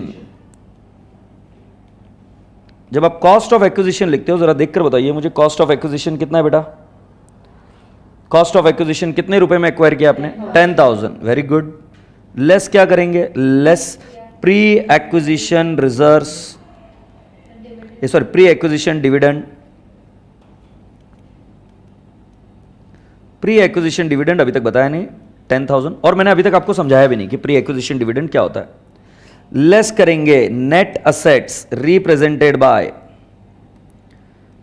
Net asset represented by, बिल्कुल सही बेटा, बाय शेयर कैपिटल। बेटा शेयर कैपिटल किसका? सब्सिडरी। तो 10,000 का पूरा ले लूं या 80%? 80%। बोलो बेटा कितना आएगा? 8,000। ये सब्सट्रैक्ट करेंगे और फिर क्या लिखेंगे? Pre acquisition reserve. आपने ये तो हाईलाइट करके ही रखा था, ये कौन से इसमें? Working note number 2। बताइए जरा कितना है? 8,400। बेटा अब इसको अगर हम लेस करेंगे तो कितना आ जाएगा? Capital reserve. कैपिटल रिजर्व कितना आएगा? 6,400।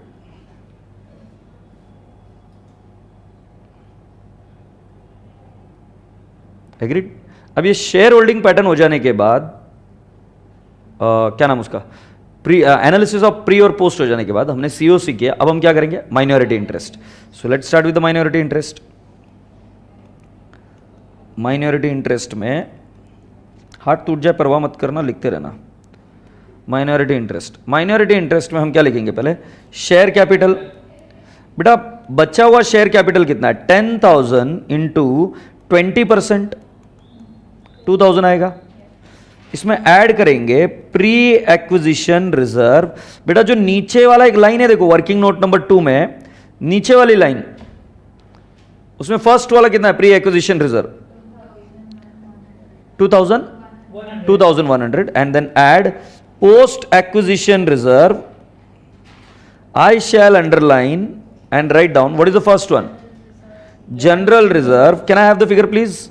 100. General reserve 100. Are you sure about it? और P&L account कितना है बेटा? 800. 800 and when I see it, it tallies for how much? 5,000 minority interest.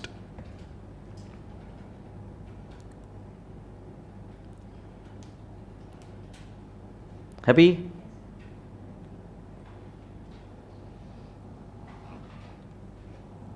After minority interest, you are expected to go to the next part of the story, and that is what? Consolidated reserves and surplus. When I say consolidated reserves and surplus, I shall mention, ध्यान से देखना, holding के angle से बनाना है। सो holding के reserves and surplus के नाम देखो, वो भी जीआर और पी एंड एल अकाउंट ही है क्या? So I'll write down general reserve और पी एंड एल अकाउंट, ठीक है। अब इसमें ओपनिंग बैलेंस, ओपनिंग बैलेंस कितना है बेटा जी? 10,000। ये होल्डिंग का देखना है बेटा। और पी एंड एल अकाउंट कितना है बेटा जी? ऐसा मैं चाहूं तो एक साथ भी लिख सकता हूं, बट 5,000 मैंने अलग से लिखा और फिर लिखूंगा क्या? Profit for current year. Profit for current year कितना है बेटा जी? प्रॉफिट फॉर करंट ईयर 10,000 है क्या? हाँ, इधर तक तो मैंने कोई काम नहीं किया, इधर तक जो हमारा था वो इतना ही लिखा। अब इसमें मैं ऐड करूंगा, add share in subsidiaries, subsidiaries post acquisition reserves. The word is post acquisition reserves, है ना बेटा? पोस्ट एक्विजिशन रिजर्व जरा जाके देखो तो पहला वाला कॉलम कौन सा था इधर? वर्किंग नोट नंबर 2 में जीआर। जीआर में हमारा शेयर कितना बन रहा था? 400 और पी एंड एल में कितना? 3,200। सो बेटा जी हम क्या लिखेंगे? 400 तो जीआर का शेयर है और इधर कितना है? 3,200। अगर आप याद कर पाओ तो याद करो मैंने क्या बोला था आपको। मैंने आपको यह समझाया था बार बार कि जो प्री एक्विजिशन है वो कॉस्ट ऑफ इन्वेस्टमेंट में घुसकर बैठा था, वहां से लेस करके हमने गुडविल या सीआर का फिगर निकाला। कि जब इन्वेस्टमेंट किया था जितने रिजर्व थे, जितना शेयर कैपिटल था, उसके कंपैरिजन में हमने कितना एक्स्ट्रा दिया, बट उसके बाद में जब भी हम प्रॉफिट कमाने लग गए, वो हमारे कंट्रोल के अंदर कमाया, तो वो वाला प्रॉफिट पोस्ट एक्विजिशन प्रॉफिट है, वो हमारे फ्री रिजर्व में ऐड हो सकता है। यस और नो? तो फ्री रिजर्व में ये कितना हुआ बेटा जी? 10,400 एंड इट शैल बिकम 18,200। क्या आप मेरी बात से सहमत हो? अब हमको बैलेंस शीट ड्राफ्ट करनी है, तो बैलेंस शीट ड्राफ्ट करते हुए वापस से मैं अभी आपको एक नई स्टाइल सिखाऊंगा। नई स्टाइल मतलब वही वाली स्टाइल। अच्छा, ये पूरा गंदा कर दिया है मैंने पहले ही।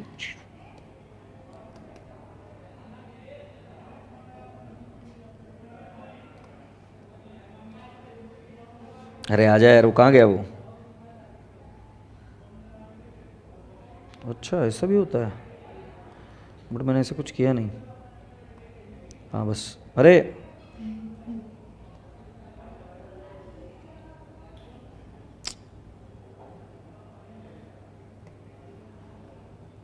प्रभु, हम हमारी बनाई हुई दुनिया नहीं समझ सकते, तेरी दुनिया क्या समझेंगे? हाँ प्रभु बोला इमोशनल मत मर ज़्यादा। आ जाएगा, ये लो आ गया। इसको पहले इरेज किया। अब मैं क्या करने वाला मालूम? बैलेंस शीट बनाएंगे। देखते तुम कितना साथ देते हो। अभी देखो साथ कैसे देने का। पहले इसको कैंसिल करने का, जो नहीं है इसको इस तरीके से कैंसिल कर दिया। आदत लगती है, एग्जाम में नहीं करोगे मुझे पता है, बट आपको पता तो रहना चाहिए। शेयर कैपिटल कैंसिल होगा, इधर का जनरल रिजर्व कैंसिल होगा, P&L अकाउंट कैंसिल होगा, हाँ है ना? और इधर शेयर कैपिटल तो यही रहेगा 20,000, ठीक है, ये सिंपल अंडरलाइन। GR और P&L अकाउंट आप कंसोलिडेटेड रिजर्व्स एंड सरप्लस से निकाल कर बताओगे। मुझे कंसोलिडेटेड रिजर्व्स एंड सरप्लस में GR कितना आया था बताओ जरा देखकर। 10,000। और P&L अकाउंट का बैलेंस कितना आया था? 18,200। फिर 10% डिबेंचर के पहले इधर आएगा CR जरा जाके देखो, वर्किंग नोट नंबर 3 में कितना आया था? 6,400 आया था। उसके अलावा आपका MI कितना आया था? Minority interest. माइनॉरिटी इंटरेस्ट आपने बोला कितना? 5,000। बाकी की चीजें तो क्या लाइन बाय लाइन ऐड। 20 + 10 30,000 से यस। 10 + 5 15,000 है नहीं? ये P&L अकाउंट कैंसिल हो गया, ये तो पूरा का पूरा ही कैंसिल होगा, हाँ है ना? अच्छा, अब ये कितना आएगा?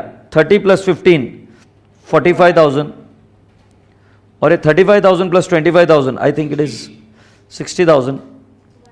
अब जरा टोटल लेकर देखो कितना आ रहा है। It turns out to 1,05,000। अभी जरा इसका असेट साइड का देख लेते हैं। लाइबिलिटी 20,000 + 10,400 + 18,200 + 6,400 + 30,000 + 15,000 + 5,000 1,05,000 से टैली हो गया क्या? अच्छा, क्या मैंने शेड्यूल 3 के फॉर्मेट में सिखाया क्या आपको? नहीं, बेसिक पर काम चल रहा है। ये प्रेजेंटेशन लिपापोती का काम हम कर लेंगे बराबर से। क्वेश्चन नंबर 2 हो गया। Now without resting come down to the question number 3 और उसमें नए कॉन्सेप्ट सीखेंगे। और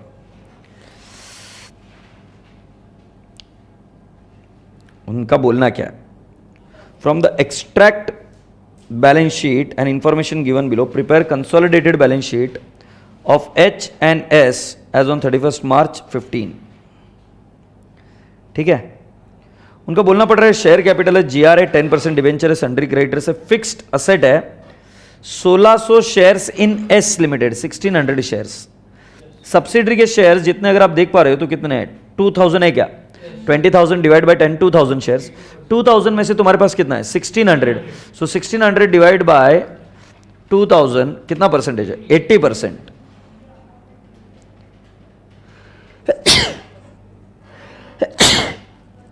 एक्सक्यूज मी, 80% किसका है बेटा जी? होल्डिंग। 20% किसका है? MI minority. स्टॉक दे रखा है, डेटर्स दे रखा है, और क्या दे रखा है? Cash. H limited holds 80% of the equity shares in S since it's incorporation, मतलब जब से इनकॉर्पोरेट हुई तब से हमारे पास ही है। तो सारा का सारा प्रॉफिट प्री नहीं पोस्ट होगा। सोचो, जिस दिन से हमने इनकॉर्पोरेट किया उस दिन से अगर हमारे पास ही शेयर्स है तो सारे प्रॉफिट पोस्ट ही तो होंगे ना। डेट ऑफ एक्विजिशन ही डेट ऑफ इनकॉर्पोरेशन है, जो भी प्रॉफिट कमाए वो पोस्ट है। Prepare consolidated balance sheet. Do you all appreciate? So yes, let's start. लिखना शुरू करते हैं। Now we are there on question number 3। लिखिए date of acquisition. Date of acquisition मैं लिखूंगा डेट ऑफ इनकॉर्पोरेशन, दिया नहीं है हालांकि।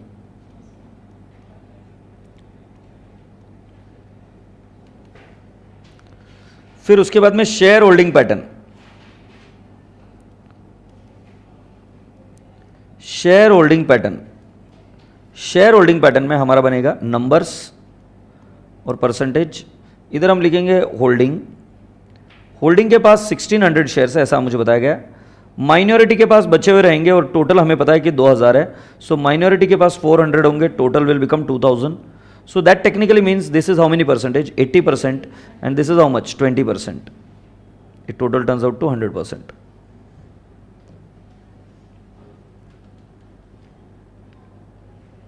After that we have got, this is 1A, 1B. After that we have got second one, analysis of profits. You have got pre, you have got post, agreed। मैं आपको हमेशा working note का format uniform रखने की सलाह देता हूं। Post में कितने रिजर्व्स है? पोस्ट में कितने रिजर्व्स है? किसकी बुक में छपे? 2 गाय छाप एक ही है ना। सो पोस्ट में एक ही रिजर्व है, उसका नाम है जीआर, और प्री में कुछ भी नहीं है। क्वेश्चन नंबर 3 में P and L account for the year दिया है।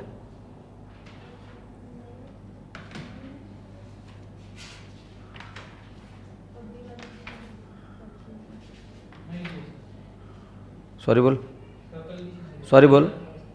हाँ गुड, चलो यहां तक आ गए बेटा जी आप। यस।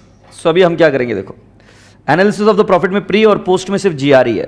तो अभी हम क्या करेंगे, हाँ अभी मुझे बताइए जनरल रिजर्व एक ही है बेटा। जनरल रिजर्व प्री में कुछ आएगा क्या? नहीं, सारा का सारा कहां जाएगा? पोस्ट में। कितना जाएगा? 5000। अब इसके बाद में हम क्या ले लेंगे? टोटल ए और ये 5000। अब इसके अंदर होल्डिंग का शेयर कितना है? 80%। और माइनॉरिटी का कितना है?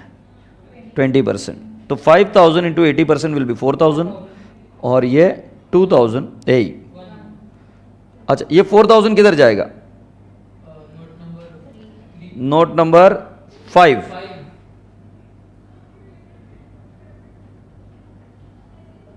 आई don't feel like laughing. Where will this go? Note number 4। Am I? Where will this note number 5? Consol reserve and surplus. Pre में कुछ नहीं है, तो प्री में कुछ नहीं है तो नोट नंबर 3 में कुछ भी नहीं जाएगा। तुम्हारी इतनी सी भूल तुमको लेकर डूबेगी। ये पता रहना ही चाहिए कि कौन सी चीज कहां पे जाने वाली है।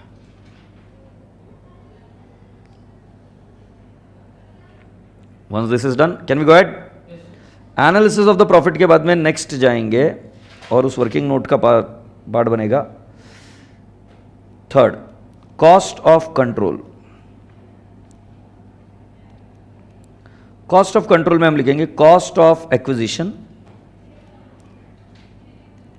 बेटा जरा देख के बताओ कॉस्ट ऑफ एक्विजिशन कितना है? Cost of acquisition I believe is 16,000 less pre acquisition dividend nil, और ये कितना आ जाता है? 16,000 less net assets represented by share capital. Can I say 20,000 into how many percentage? 80%। और pre acquisition reserve is nil. Pre-acquisition reserve is nil, and 20,000 into 80%, I believe it is 16,000. Now this is the level of our institute. बराबर से बच्चों को समझाने की कोशिश कर रही है, बेटा समझ, अगर इनकॉर्पोरेशन के दिन ही तू अगर शेयर्स खरीदेगा तो तू एक्स्ट्रा क्यों देगा? तू ही कंपनी को बना रहा है। Why will you pay more? तो ना गुडविल आया ना सीआर आया।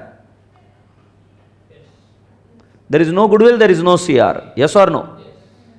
सो गुडविल और सीआर नहीं है।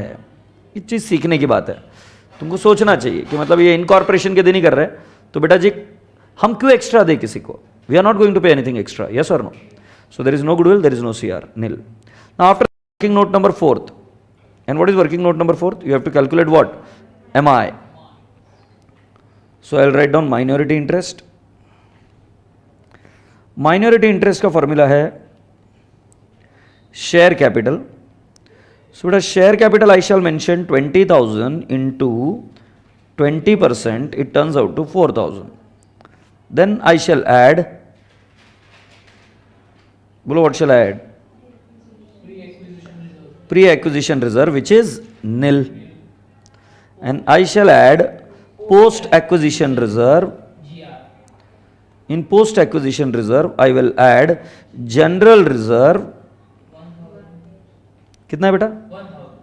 1,000. There is no question of P&L account, so it happens to be what? 5,000. Minority interest is how much? 5,000.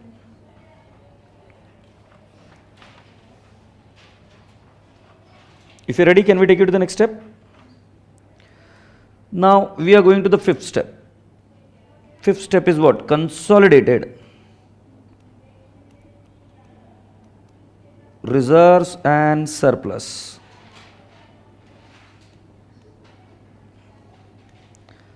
Consolidated reserves and surplus. In consolidated reserves and surplus, जरा देखो holding के कितने type के reserves है? एक ही है, general reserve. So can I create a column called as general reserve? Yes. General reserve का column बनाया, मैंने लिखा opening balance, I write down 5,000, to which I add share in. अभी शेयर मतलब शेयर कैपिटल नहीं है, ये शेयर मतलब उसके अंदर हमारा पोर्शन कितना है? Share in subsidiaries post acquisition reserve. कितना है बेटा जी? 4,000. कितना आ जाएगा? 1,000. ए नलाई को मैंने गलती कर दी, sorry, 9,000. So it will be how much? 9,000. Done?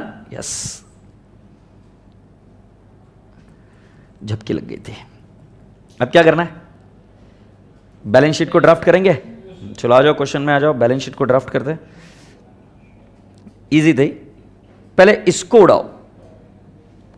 Investment हमेशा उड़ता है, शेयर कैपिटल भी उड़ता है, उनका जीआर भी उड़ता है. एग्रीड? अब होल्डिंग के जीआर को भी उड़ा देता हूं मैं. अब मुझे बताओ ये कितना रहेगा? शेयर कैपिटल कितना रहेगा? 30,000. और जीआर का फिगर देख के बताओ बेटा मुझे. 9,000. कोई सीआर वगैरह कुछ आया? नहीं. बट माइनॉरिटी इंटरेस्ट तो आया. माइनॉरिटी इंटरेस्ट कितना है? 5,000. डिबेंचर को लाइन बाय लाइन ऐड कर दो. 10 + 5 15,000. और सन्ड्री क्रेडिटर्स को 5 + 5 10,000. टेंजिबल फिक्स्ड एसेट को 20 + 15 35,000. 8 + 2 8 + 10 18,000. 4 + 7 11,000. And cash 2 + 3 5,000. मैं आपसे पूछता हूं क्या टोटल आती है? जरा देख के तो बताइए. 35 + 18,000 + 11,000 + 5,000.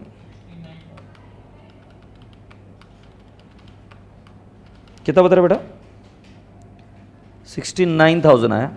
और इस तरफ 30,000 + 9,000 + 5,000 + 15,000 + 10,000. 69,000. Do you all appreciate this? With this it tallies. Schedule 3 की बैलेंस शीट जब बना देंगे तब तो क्या है भाई, तुम राजा हो. हम इसके बारे में बस बैलेंस शीट में डालना बाकी रहेगा. यस और नो?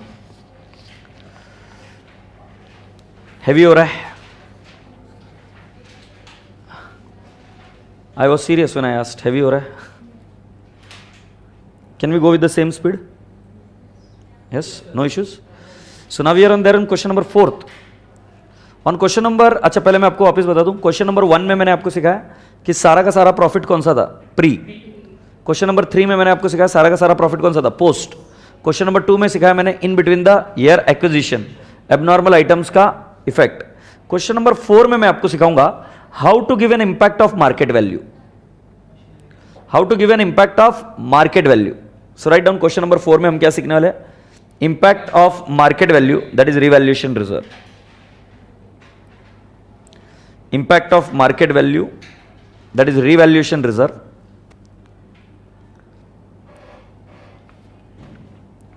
और उसी के साथ साथ लिखोगे, एंड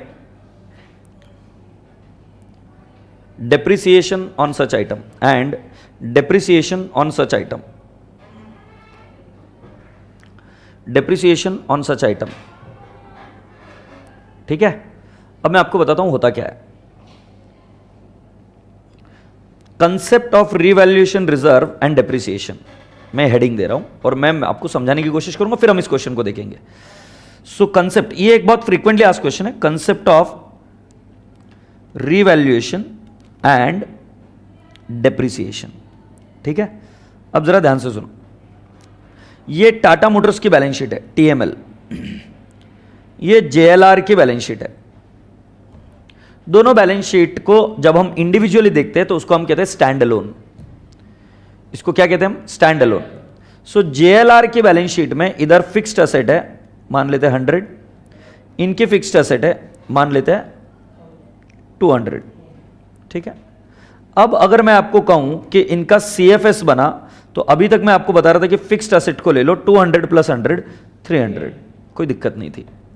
बट जो मैं अभी तक आपको एकेडमिक्स में पढ़ा रहा हूं ये बकवास है, क्योंकि आपको अगर याद होगा तो JLR की फिक्स्ड एसेट को हमने एक्वायर 100 के हिसाब से नहीं किया था, we always took what? Market value. तो जाहिर सी बात है जब CFS में मैं दिखाऊं तो मैंने जिस वैल्यू से इन्वेस्टमेंट किया था वो वाली वैल्यू क्या थी? 100 के हिसाब से नहीं निकाला था मैंने एक शेयर की प्राइस। मैंने कहा था कि जी ये कितने में, ये है 180 की। सो बेटा जी इधर मेरी जो एसेट आनी चाहिए वो 200 + 100 नहीं आनी चाहिए, 200 + 180 कितना आना चाहिए? 380। अब जाहिर सी बात है अगर ये 380 आएगा तो एक इफेक्ट कहां जाएगा? रिवैल्यूएशन रिजर्व RR में कितना जाएगा? 80। स्टैंड अलोन में AS10 अप्लाई होता है, AS10 अप्लाई होता है, या PPE इंड AS 16 अप्लाई होता है। कहीं पर भी ऐसा प्रोविजन नहीं है कि आप जब मर्जी चाहे तब रिवैल्यूएशन कर सकते हैं। आप रिवैल्यूएशन नहीं कर सकते। रिवैल्यूएशन करने के लिए आपको AS10 या इंड AS 16 फॉलो करना पड़ेगा। इंड AS 16 आपको CA फाइनल में पढ़ाया जाएगा जहां पर रिवैल्यूएशन करना। अब रिवैल्यूएशन का एक रूल क्या होता है कि आपको रिवैल्यूएशन एक असेट का कर नहीं चलता है, you have to revalue all the asset and you have to do it every year, और rather you should do it at the year end. अब ये एक नया एक्सरसाइज हेडेक हो गया, हम क्यों करें? हम बोलेंगे नहीं हम बुक वैल्यू पर रखेंगे क्योंकि हमें उसका कोई फायदा नहीं, हम बुक वैल्यू पर रखेंगे। बट जब आप बिजनेस को बाय करते हो तब आप उसको मार्केट वैल्यू पर बाय करते हो। तो AS21 ने कहा कि तुम फिक्स्ड एसेट को फेयर मार्केट वैल्यू पर लिखो। मतलब दो स्टैंड अलोन फाइनेंशियल्स में वो असेट्स बुक वैल्यू पर ही रहेगी, बट जब AS21 में कंसोलिडेट करोगे तो वही असेट की वैल्यू हम कौन सी वैल्यू लेंगे? Market value. Are you getting my point? तो टाटा मोटर्स में बुक वैल्यू पर ही है 200, JLR में भी वो बुक वैल्यू पर ही है, क्योंकि उनके पास ऐसा कोई प्रोविजन नहीं है। स्टैंड अलोन में चेंज कैसे करेंगे? बट जब वो कंसोलिडेट कर हमको शेयर होल्डर को देना है, वो एक MIS रिपोर्ट है कि हम कंसोलिडेट कर रहे हैं, उसका कोई माई बाप नहीं है, ट्रायल बैलेंस नहीं है उसका कोई लेजर अकाउंट नहीं है। ये तो हम दो बैलेंस शीट को कंसोलिडेट करने की बात कर रहे हैं। कंसोलिडेट करते वक्त AS21 ने बोला कि तुमने खरीदते हो कि उनको मार्केट वैल्यू के हिसाब से पैसा इन्वेस्ट किया था, तो आप उसको मार्केट वैल्यू पर ले सकते हो। से यस, तो इसके वजह से fixed asset 380 fair market value पर आ गई। बट ऐसे एक साइड तो बढ़ाकर नहीं चलती, तो आपकी दूसरी साइड कौन सी बढ़ गई? Revaluation reserve. और ये सारा रिवैल्यूएशन कब तक हो गया था? जिस दिन आपने कंपनी को एक्वायर किया था उसी दिन ये रिवैल्यूएशन हो चुका था। से यस और नो?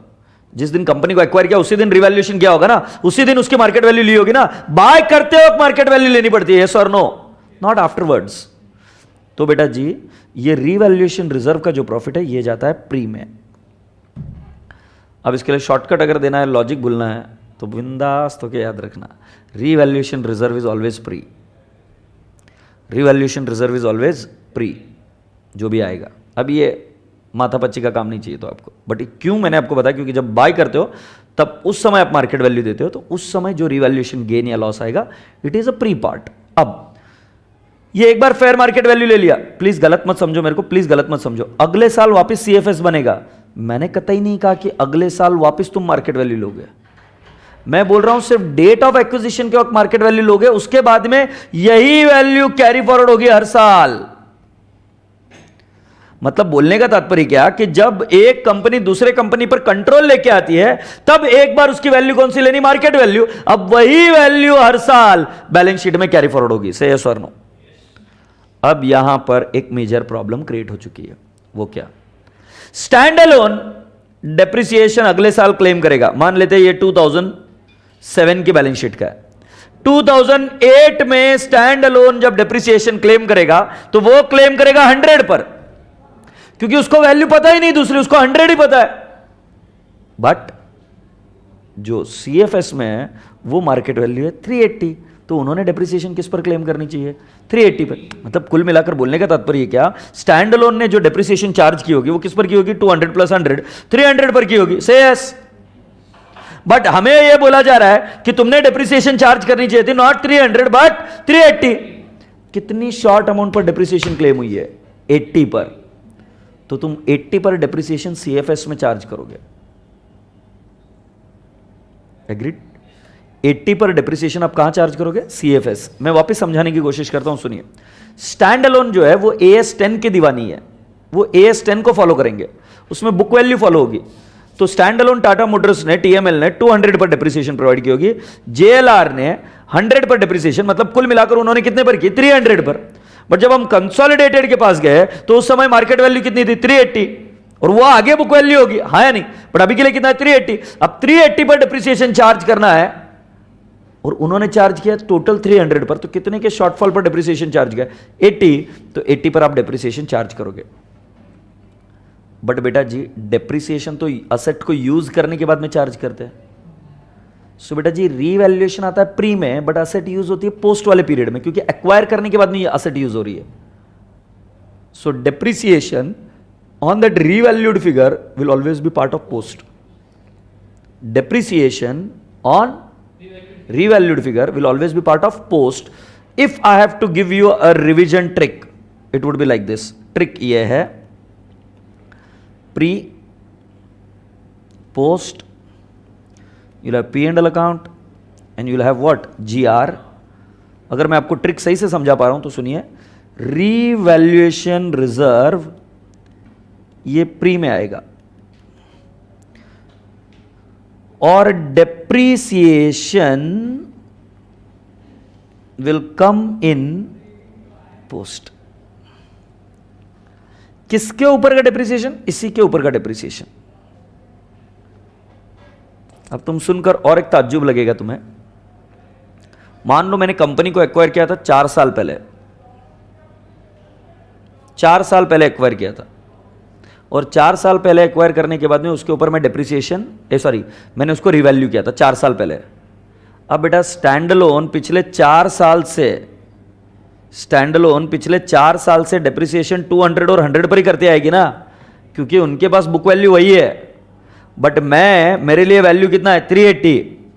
से यस और नो? सो तुम्हें पता है, तुम सरप्राइज रहोगे कि तुम्हें डेप्रिसिएशन 1 साल का नहीं दिखाना पड़ेगा, जितना आपने जब एक्वायर किया उससे लेकर जब तक कि आपका अभी कंसोलिडेट करना है उसके बीच में जितना भी फासला है उस पूरे पीरियड का डेप्रिसिएशन आपको कहां चार्ज करना पड़ेगा, पोस्ट में। ना you must be wondering why sir, क्यों सर आप ऐसा क्यों करा रहे हो, हमें नहीं समझ में आ रहा है। अभी देखो समझ में आता है। इधर तुम पहले प्रॉफिट लेते हो कि नहीं लेते हो, हाँ या नहीं? ये प्रॉफिट कहां से लेते हो, सब्सिडरी के प्रॉफिट से लेते हो ना। सब्सिडरी के प्रॉफिट में आज तक जितना भी चार्ज होता है वो उनकी बुक वैल्यू के हिसाब से आएगा ना।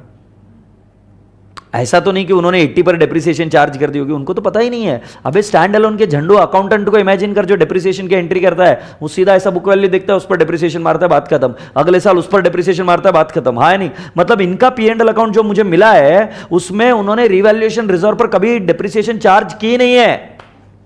तो जब मैं डेप्रिसिएशन चार्ज करूंगा और मुझे अगर एग्जामिनर डायरेक्टली 4 साल बाद की बैलेंस शीट देता है तो 4 साल की बैलेंस शीट में मुझे 4 साल का डेप्रिसिएशन एडजस्ट करना पड़ेगा पोस्ट में। समझ में आ रहा है कि नहीं आ रहा है? हालांकि इतनी डिफिकल्ट प्रॉब्लम नहीं आएगी, बट आपको पता होना चाहिए। प्री में रिवैल्यूएशन रिजर्व आएगा और उसकी जो डेप्रिसिएशन है जब से रिवैल्यू किया तब से लेकर आज तक का पूरा डेप्रिसिएशन पोस्ट के P&L अकाउंट में आएगा। अगर मेरी बात समझ रहे हो तो इसमें मिस्टेक नहीं हो सकती। अभी ये बहुत अच्छी लगती है ट्रिक्स रिवीजन बैच में। हाँ सर समझ में आ गया, घंटा समझ में आया कि प्री एक्विजिशन में रिवैल्यूएशन रिजर्व आएगा और उसके ऊपर की डेप्रिसिएशन कहाँ आएगी? पोस्ट में। और जितने साल की होगी उतने साल की पूरी आएगी कहाँ पे? P&L account. अब कितने साल मतलब depreciation from the date of revaluation to the balance sheet date. जिस दिन आपने रिवैल्यू किया, जिस दिन आपने एक्वायर किया, उस दिन से लेकर आज तक। अगर इतनी बात हो चुकी है तो हम क्वेश्चन नंबर 4 के पास आना पसंद करेंगे। क्या आप लोग रेडी हो? यस। सो क्वेश्चन नंबर 4 के बाद में I think I have to stop today because I have to go in between.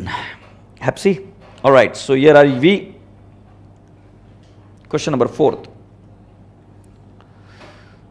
From the following balance sheets of H Limited and subsidiary S Limited drawn up to 31st March 15, prepare a consolidated balance sheet as at that date having regard to the following. You have got reserves and reserves and P&L account of S Limited stood 25,000 and 15,000 respectively on the date of acquisition of its 80% shares on 1st April 14. ठीक है, 1 अप्रैल 14 को हमने acquire किया, तब हमारे पास उनके कितना P&L account है और रिजर्व था ये पता है। ठीक है, अब जरा देखो, machinery book value 1 lakh and furniture book value 20,000 of S limited were revalued at 150, मतलब मशीनरी को 50,000 से बढ़ाया। बेटा स्टैंड अलोन में नहीं बढ़ाया, समझने की कोशिश करो। स्टैंड अलोन में नहीं बढ़ाया, किधर बढ़ाया? कंसोलिडेटेड में, क्योंकि स्टैंड अलोन में बढ़ाने के लिए AS10 को फॉलो करना पड़ेगा, बट कंसोलिडेटेड में बढ़ा सकता हूं क्योंकि बेटा जी जब हम एक्वायर करते हैं मार्केट वैल्यू पर तो असेट्स को भी कंसोलिडेटेड में हम मार्केट वैल्यू पर दिखाएंगे। सो 150 और 15,000 respectively on 1/4/14 for the purpose of fixing the price of its shares, rate of depreciation machinery 10% and furniture 15%। आने वाले कुछ क्वेश्चन में रेट नहीं दी जाएगी तो भी आपको रेट फाइंड आउट करनी पड़ेगी, वो कैसे करना है मैं समझाऊंगा। बट क्या ये वाला पार्ट समझ में आया क्या? यस और नो? और बेटा जी रिवैल्यू कब किया? 1/4/14। अगर आप देख रहे हो तो मैंने बोला था कि जिस दिन डेट ऑफ एक्विजिशन होता है उसी दिन रिवैल्यू होता है, और मैंने आपको बताया था कि जो रिवैल्यूएशन प्रॉफिट है वो कहां पे एडजस्ट होता है? प्री में, और उसके ऊपर का डिप्रिसिएशन कहां पे? पोस्ट में। अगर तुम थोड़ा सा ध्यान दो तो मैं इस प्रॉब्लम को आपके कंट्रोल में लाकर छोड़ दूंगा, पूरा का पूरा कंट्रोल में, मक्खन के जैसे, बट ध्यान पूरा देना पड़ेगा। Share capital, reserves, P&L account creditors है, machinery, furniture, 800 shares in S limited at ₹200 each, ये हमारा परचेसिंग प्राइस है। अब जरा विचार करो, हमने 200 रुपए में क्यों बाय किया होगा? 100 रुपए के शेयर को हमने 200 रुपए में इसलिए बाय किया क्योंकि हम उनके प्लांट एंड मशीनरी को जिसको एक्वायर कर रहे हैं उनकी वैल्यू शायद बढ़ गई होगी, हाँ नहीं, उनका नेटवर्थ बढ़ गया होगा। तो जाहिर सी बात है बेटा जी, मुझे जब गुडविल निकालनी होगी तो मार्केट वैल्यू को कंपेयर करके निकालनी होगी। अब वो तुम्हें याद है, मैं तुम्हें बार बार बोल रहा था मार्केट वैल्यू का लॉजिक इस बार सिखाऊंगा। तुम देखो 200 रुपए में बाय किया, व्हाई? बिकॉज प्राइसेस बढ़ी होगी। तो अभी गुडविल निकालते हो तुम जरा ध्यान से देखना कि मैं क्या करूंगा। और अदर एसेट, फिर अगला क्वेश्चन शुरू हो गया। So I will first do the working note 1 and you are going to do working note number 1 along with me. Working note number 2 में आप पॉज लेंगे। वर्किंग नोट नंबर 1 है डेट ऑफ एक्विजिशन। क्या आप मुझे बता सकते हो डेट ऑफ एक्विजिशन कितना है? 1/4/14, और इसी के अंदर पॉइंट नंबर बी आएगा शेयर होल्डिंग पैटर्न।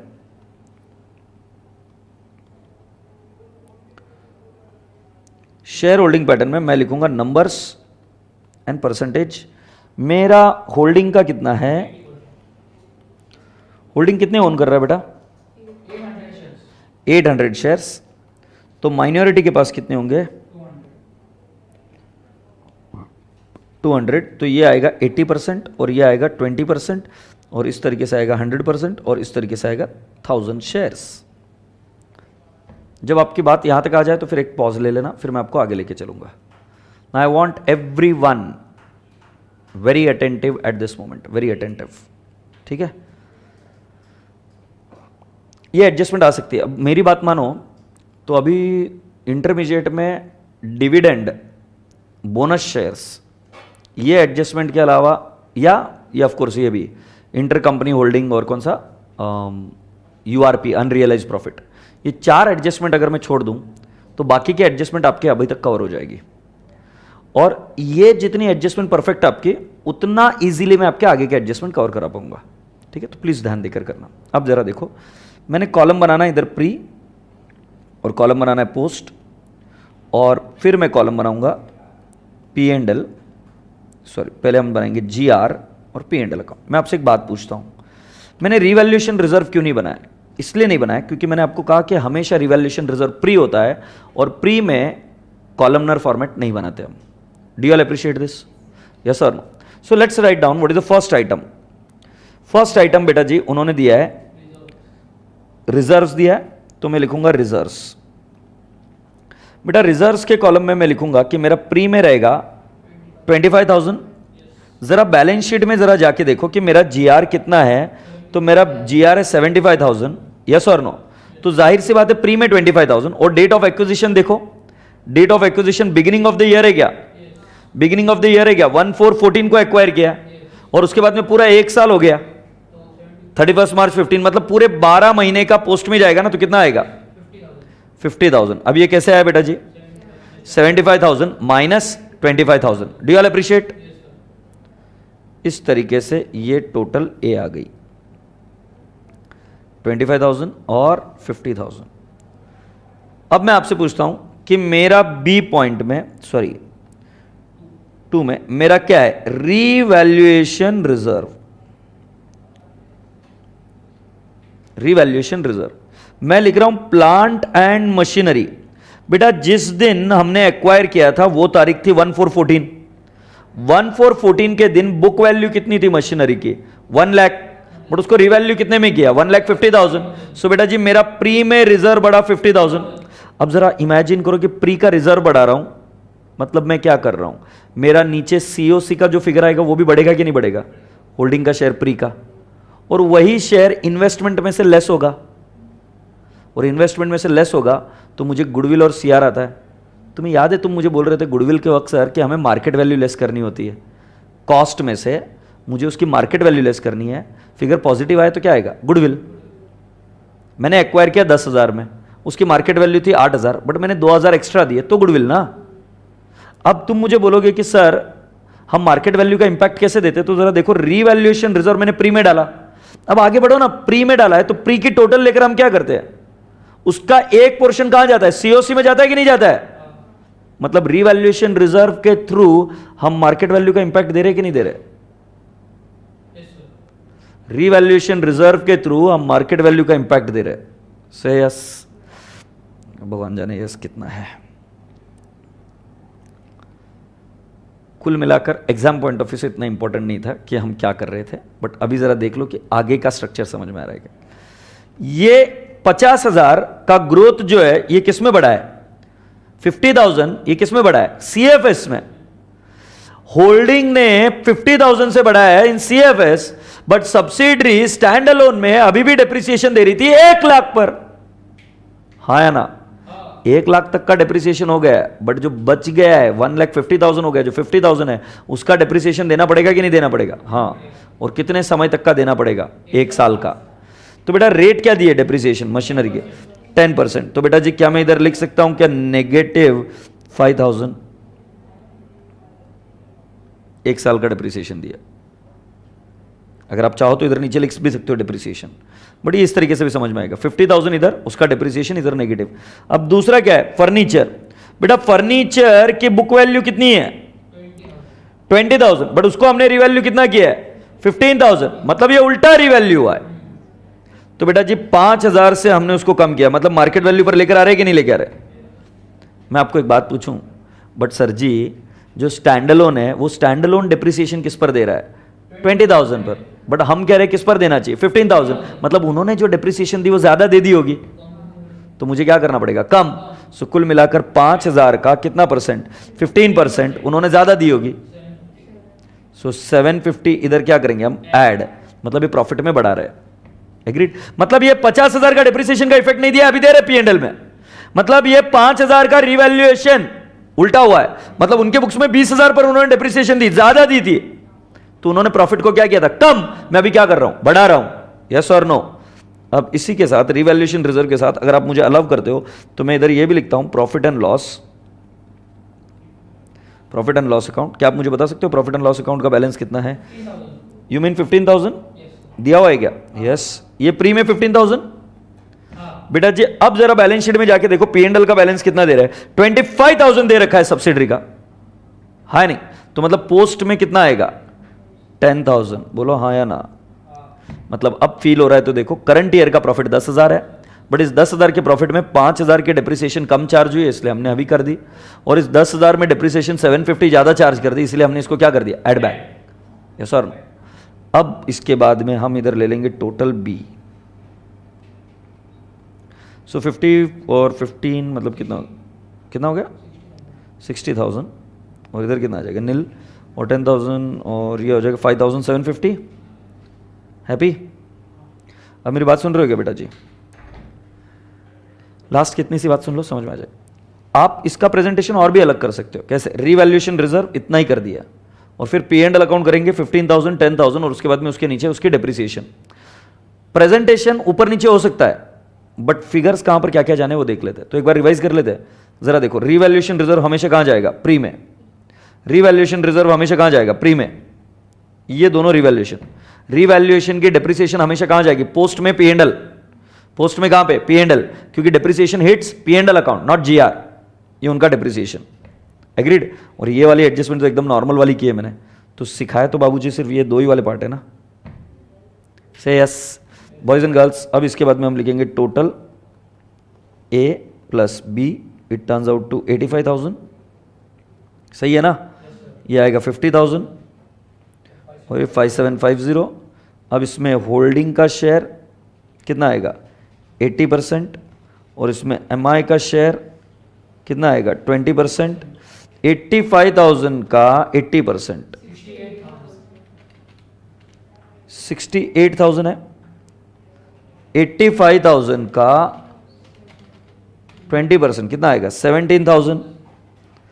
50,000 का 80% 40,000, और ये कितना आएगा, 10,000।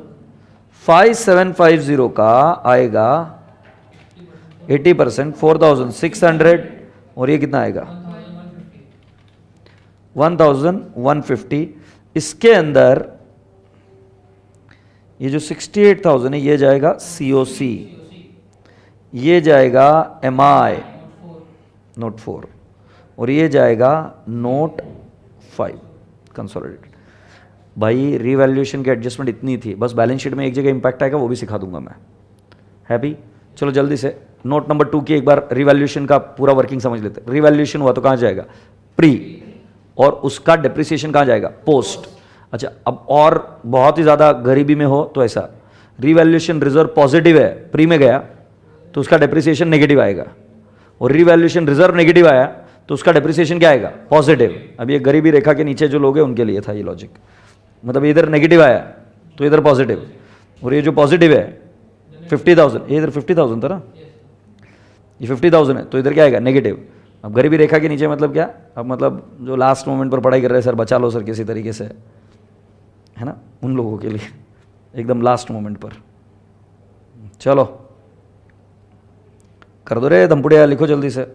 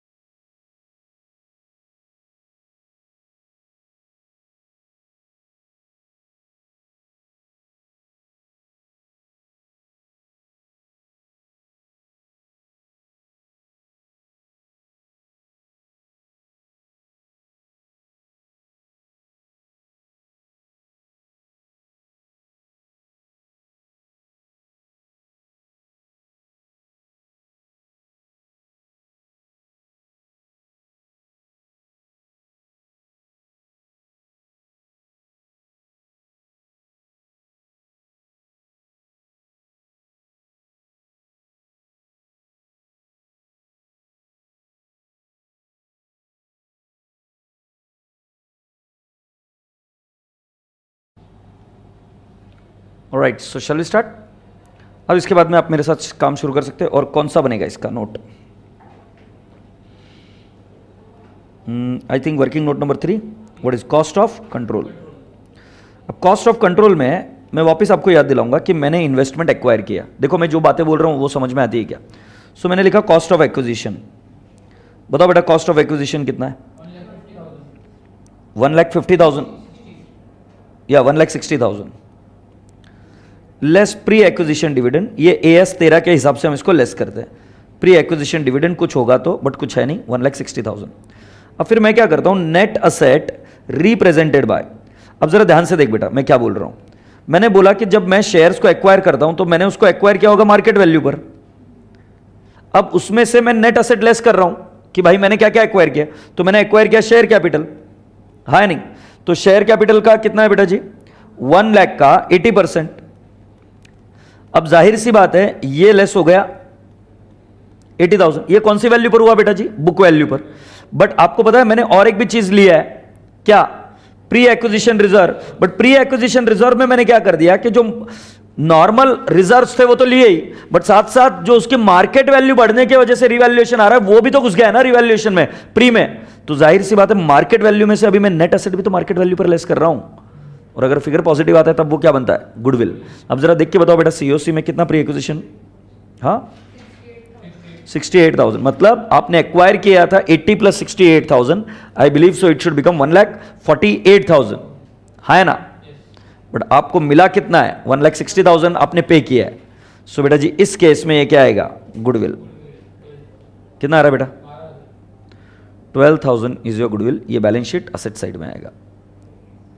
Happy? Now after this where are we? Cost of control हो गया। Fourth, minority interest.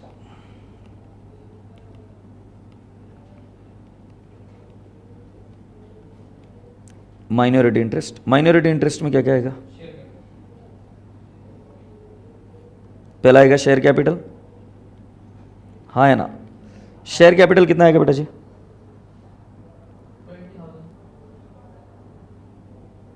'I'll say 1 lakh into 20% बेटा 20,000। फिर क्या करेंगे?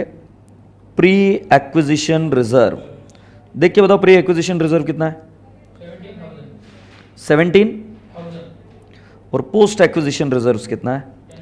सो पोस्ट एक्विजिशन में बेटा GR कितना है? 10,000। और P&L account 1,150। That gives us the total 20,000 plus 17,000 plus 10,000 plus 1,150. 48,150 is the total. This is what? Minority interest. If you have done with the minority interest, then we are left out with the last adjustment, that is what? Consolidated reserves and surplus. If you are done, can we go ahead? Yes, sir.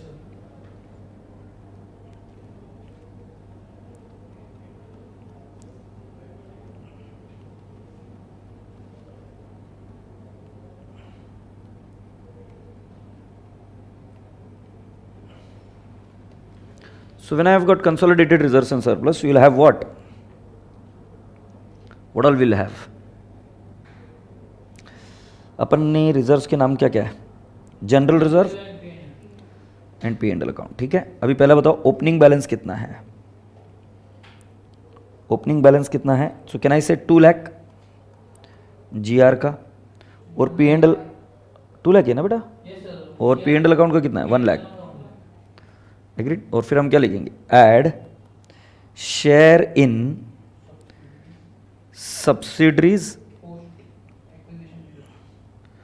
Post acquisition reserve. Can I have the figures please? 40 बेटा, and इस 4,600। बाकी के लोग एक बार confirm कर लो ना को। 40 + 4,600 ही है क्या? सो इस तरीके से मेरा आ जाएगा 2,40,000 एंड 1,04,600।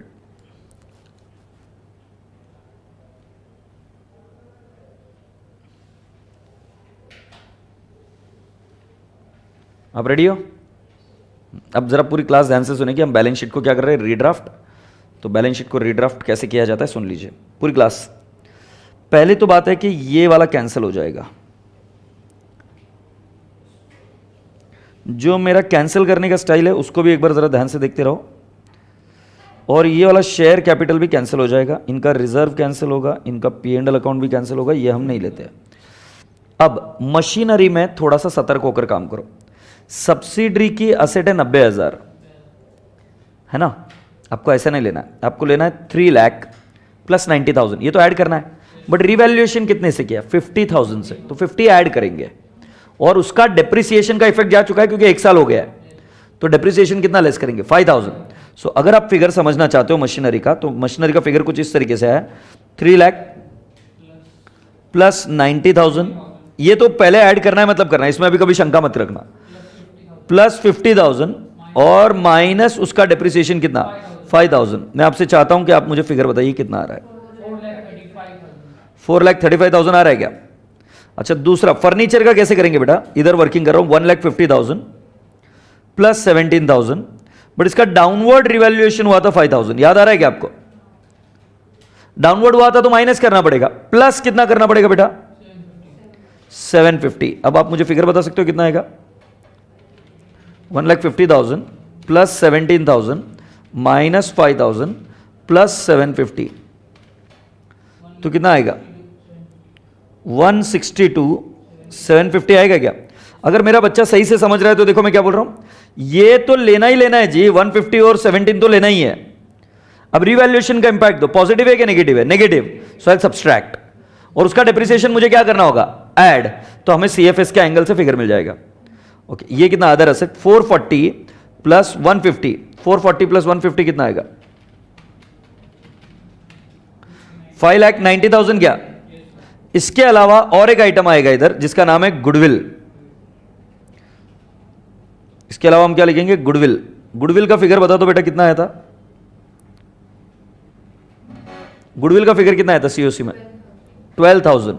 नाउ बेटा जी please take up the total of this, 4,35,000 plus 12,000 plus 5,90,000 plus 1,62,750, 11,99,750। Do all appreciate? अब एक काम करते हैं, शेयर कैपिटल तो 6 लाख ही रहेगा। अच्छा, GR रिजर्व्स में कितना बैलेंस रहेगा, जरा देख के बताओ, रिजर्व का बैलेंस देखकर बताओ, 2,40,000 है। P&L का फिगर कितना रहेगा, 1,04,600। कोई CR है क्या, नहीं। माइनॉरिटी इंटरेस्ट, बट तुरंत याद आना चाहिए, माइनॉरिटी इंटरेस्ट कितना है, 48,150, और क्रेडिटर्स आपको लेना पड़ेगा 1,50,000 plus 1,50,000 plus 57,000। How much it will turn out to, 2,07,000। अब जरा कुछ गड़बड़ लग रहा है, नहीं गड़बड़, चलो देखते हैं। 6 lakh plus 2,40,000 plus 1,04,600 plus 2,07,000 plus 48,150। ओह, कोई गड़बड़ नहीं है, ये टैली हो रही है क्या? अच्छा, जिन लोगों ने रिवीजन बैच रेगुलर बैच मेरे तरफ से की है उनको आइडिया है कि ये बैलेंस शीट ऐसे नहीं बनानी है। मैं वापस बार बार रिपीट कर रहा हूं, ये मैं सिर्फ आपको समझाने की कोशिश कर रहा हूं कि बैलेंस शीट बनती कैसे है। और जब हम एक साथ 4-5 क्वेश्चन करते हैं तब थोड़ा सा उसका फील आता है कि चैप्टर में चल क्या रहा है। क्या बैलेंस शीट बन पाई? यस। इसमें अभी आपको नई चीज जो सीखने को मिली थी वो मशीनरी और फर्नीचर की सीखने को मिली, यस और नो, और उसके रिवैल्यूएशन का impact. With this let's wind up for the day at this moment, is that okay? So thank you so much, bye bye.